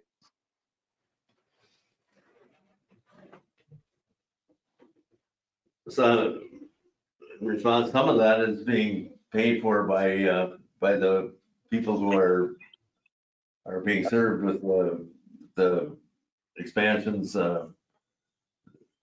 You know, a lot of the escrow money is paying his way in some cases. Well, Gene, Doug sent me out a deal, and I believe that was, I'm not sure how many months that was from it. That was from the entire year, but on just the IUPs and CUPs that the township had come across our board, we lost $7,500. You know, the pizza farm, they had 2 IUPs that they applied for, so they paid $500, and we got billed almost, it'll tick over $3,600. I mean, I know he's doing work, so I don't want to, you know, I'm not throwing him under the bus, but, you know, like, are we paying for Rolls Royce when, you know, a Chevy Chevette would do a little better for us? I mean, kind of follow what I'm saying, or are we paying for more services than we actually need? And if someone like Mr. Richards isn't providing that service, then somebody at the township's going to have to pick up that, you know, somebody's going to have to pick up that extra work. Well, that's where you'd have to look at, you know, contemplating, you know, negotiating with Mr. Richards, or, you know, looking at another company. I know, I think, was it Dave was involved in that, you know, see what companies he else was looking at, and, you know, possibly looking at the county. Like I say, I mean, there's definitely cons going to the county, but there's also pros too. So, I mean, we'd have to sit down and discuss at some point. I think we should be discussing that. Mr. Richards, how many years have you been working with the township? It's been a little over a year now, about a year and a half. Yeah, I've had some concerns too with the extent of the billings. And one of the things you have to understand is that there's been a lot of ordinance work, a little bit of you know, comprehensive plan work. I'm hoping that once we get things lined up and straightened out, that billing will go down. And I would be willing to look at, especially with that private billing, maybe negotiate a lower rate. So, and if we do more stuff administratively rather than having to take it through, you know, public hearing, planning commission, you know, town board, you know, I'm seeing those costs come down a bit. So yeah, I'm open to look at that, because I am also concerned about how much that we're charging the township. And like I say, Scott, you're doing a fantastic job. So don't take it as me throwing you under the bus or anything like that. I'm just, I'm looking out for the township on that, and I just that's all this is. It's nothing personal. You're doing a great job. So yeah, I fully understand that. I appreciate that, Dan. But again, I look at the month to month and go, yeah, we need to bring those costs down for you. Well, I know when we made the switch to Mr. Richards' company, we knew that we had a lot of ordinances and those types of things to clean up because it was really kind of a mess with multiple moratoriums put on for the same reasons every other year. Every 2 or 3 years, it was the same moratorium, and they were gonna get it cleaned up, and it never got cleaned up. So I knew when this kind of happened that we were going to be spending quite a bit of money on just getting things straightened out. And thank you, Scott, for looking into that those prices.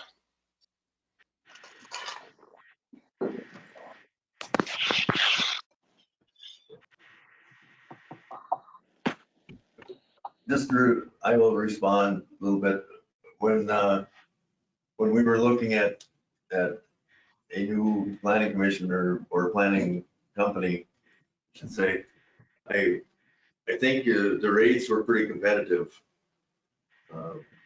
Ours rate, I believe we actually got by it a little bit cheaper than some of the other. I think we had 3 different bids, and I think we were actually the cheapest planning commission was. That's what I recall too.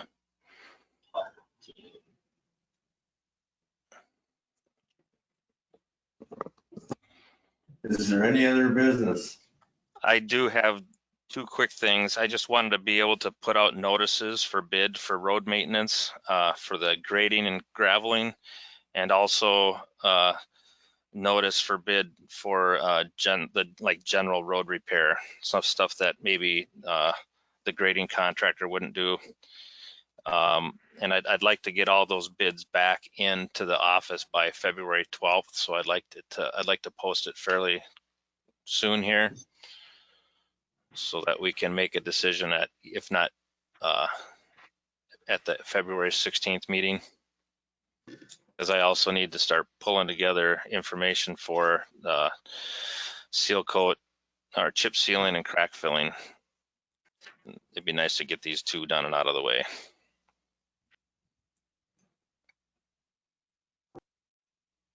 I don't know if there needs to be a motion for that, or if I can just get approval to post. We probably need a motion to approve the process. Okay.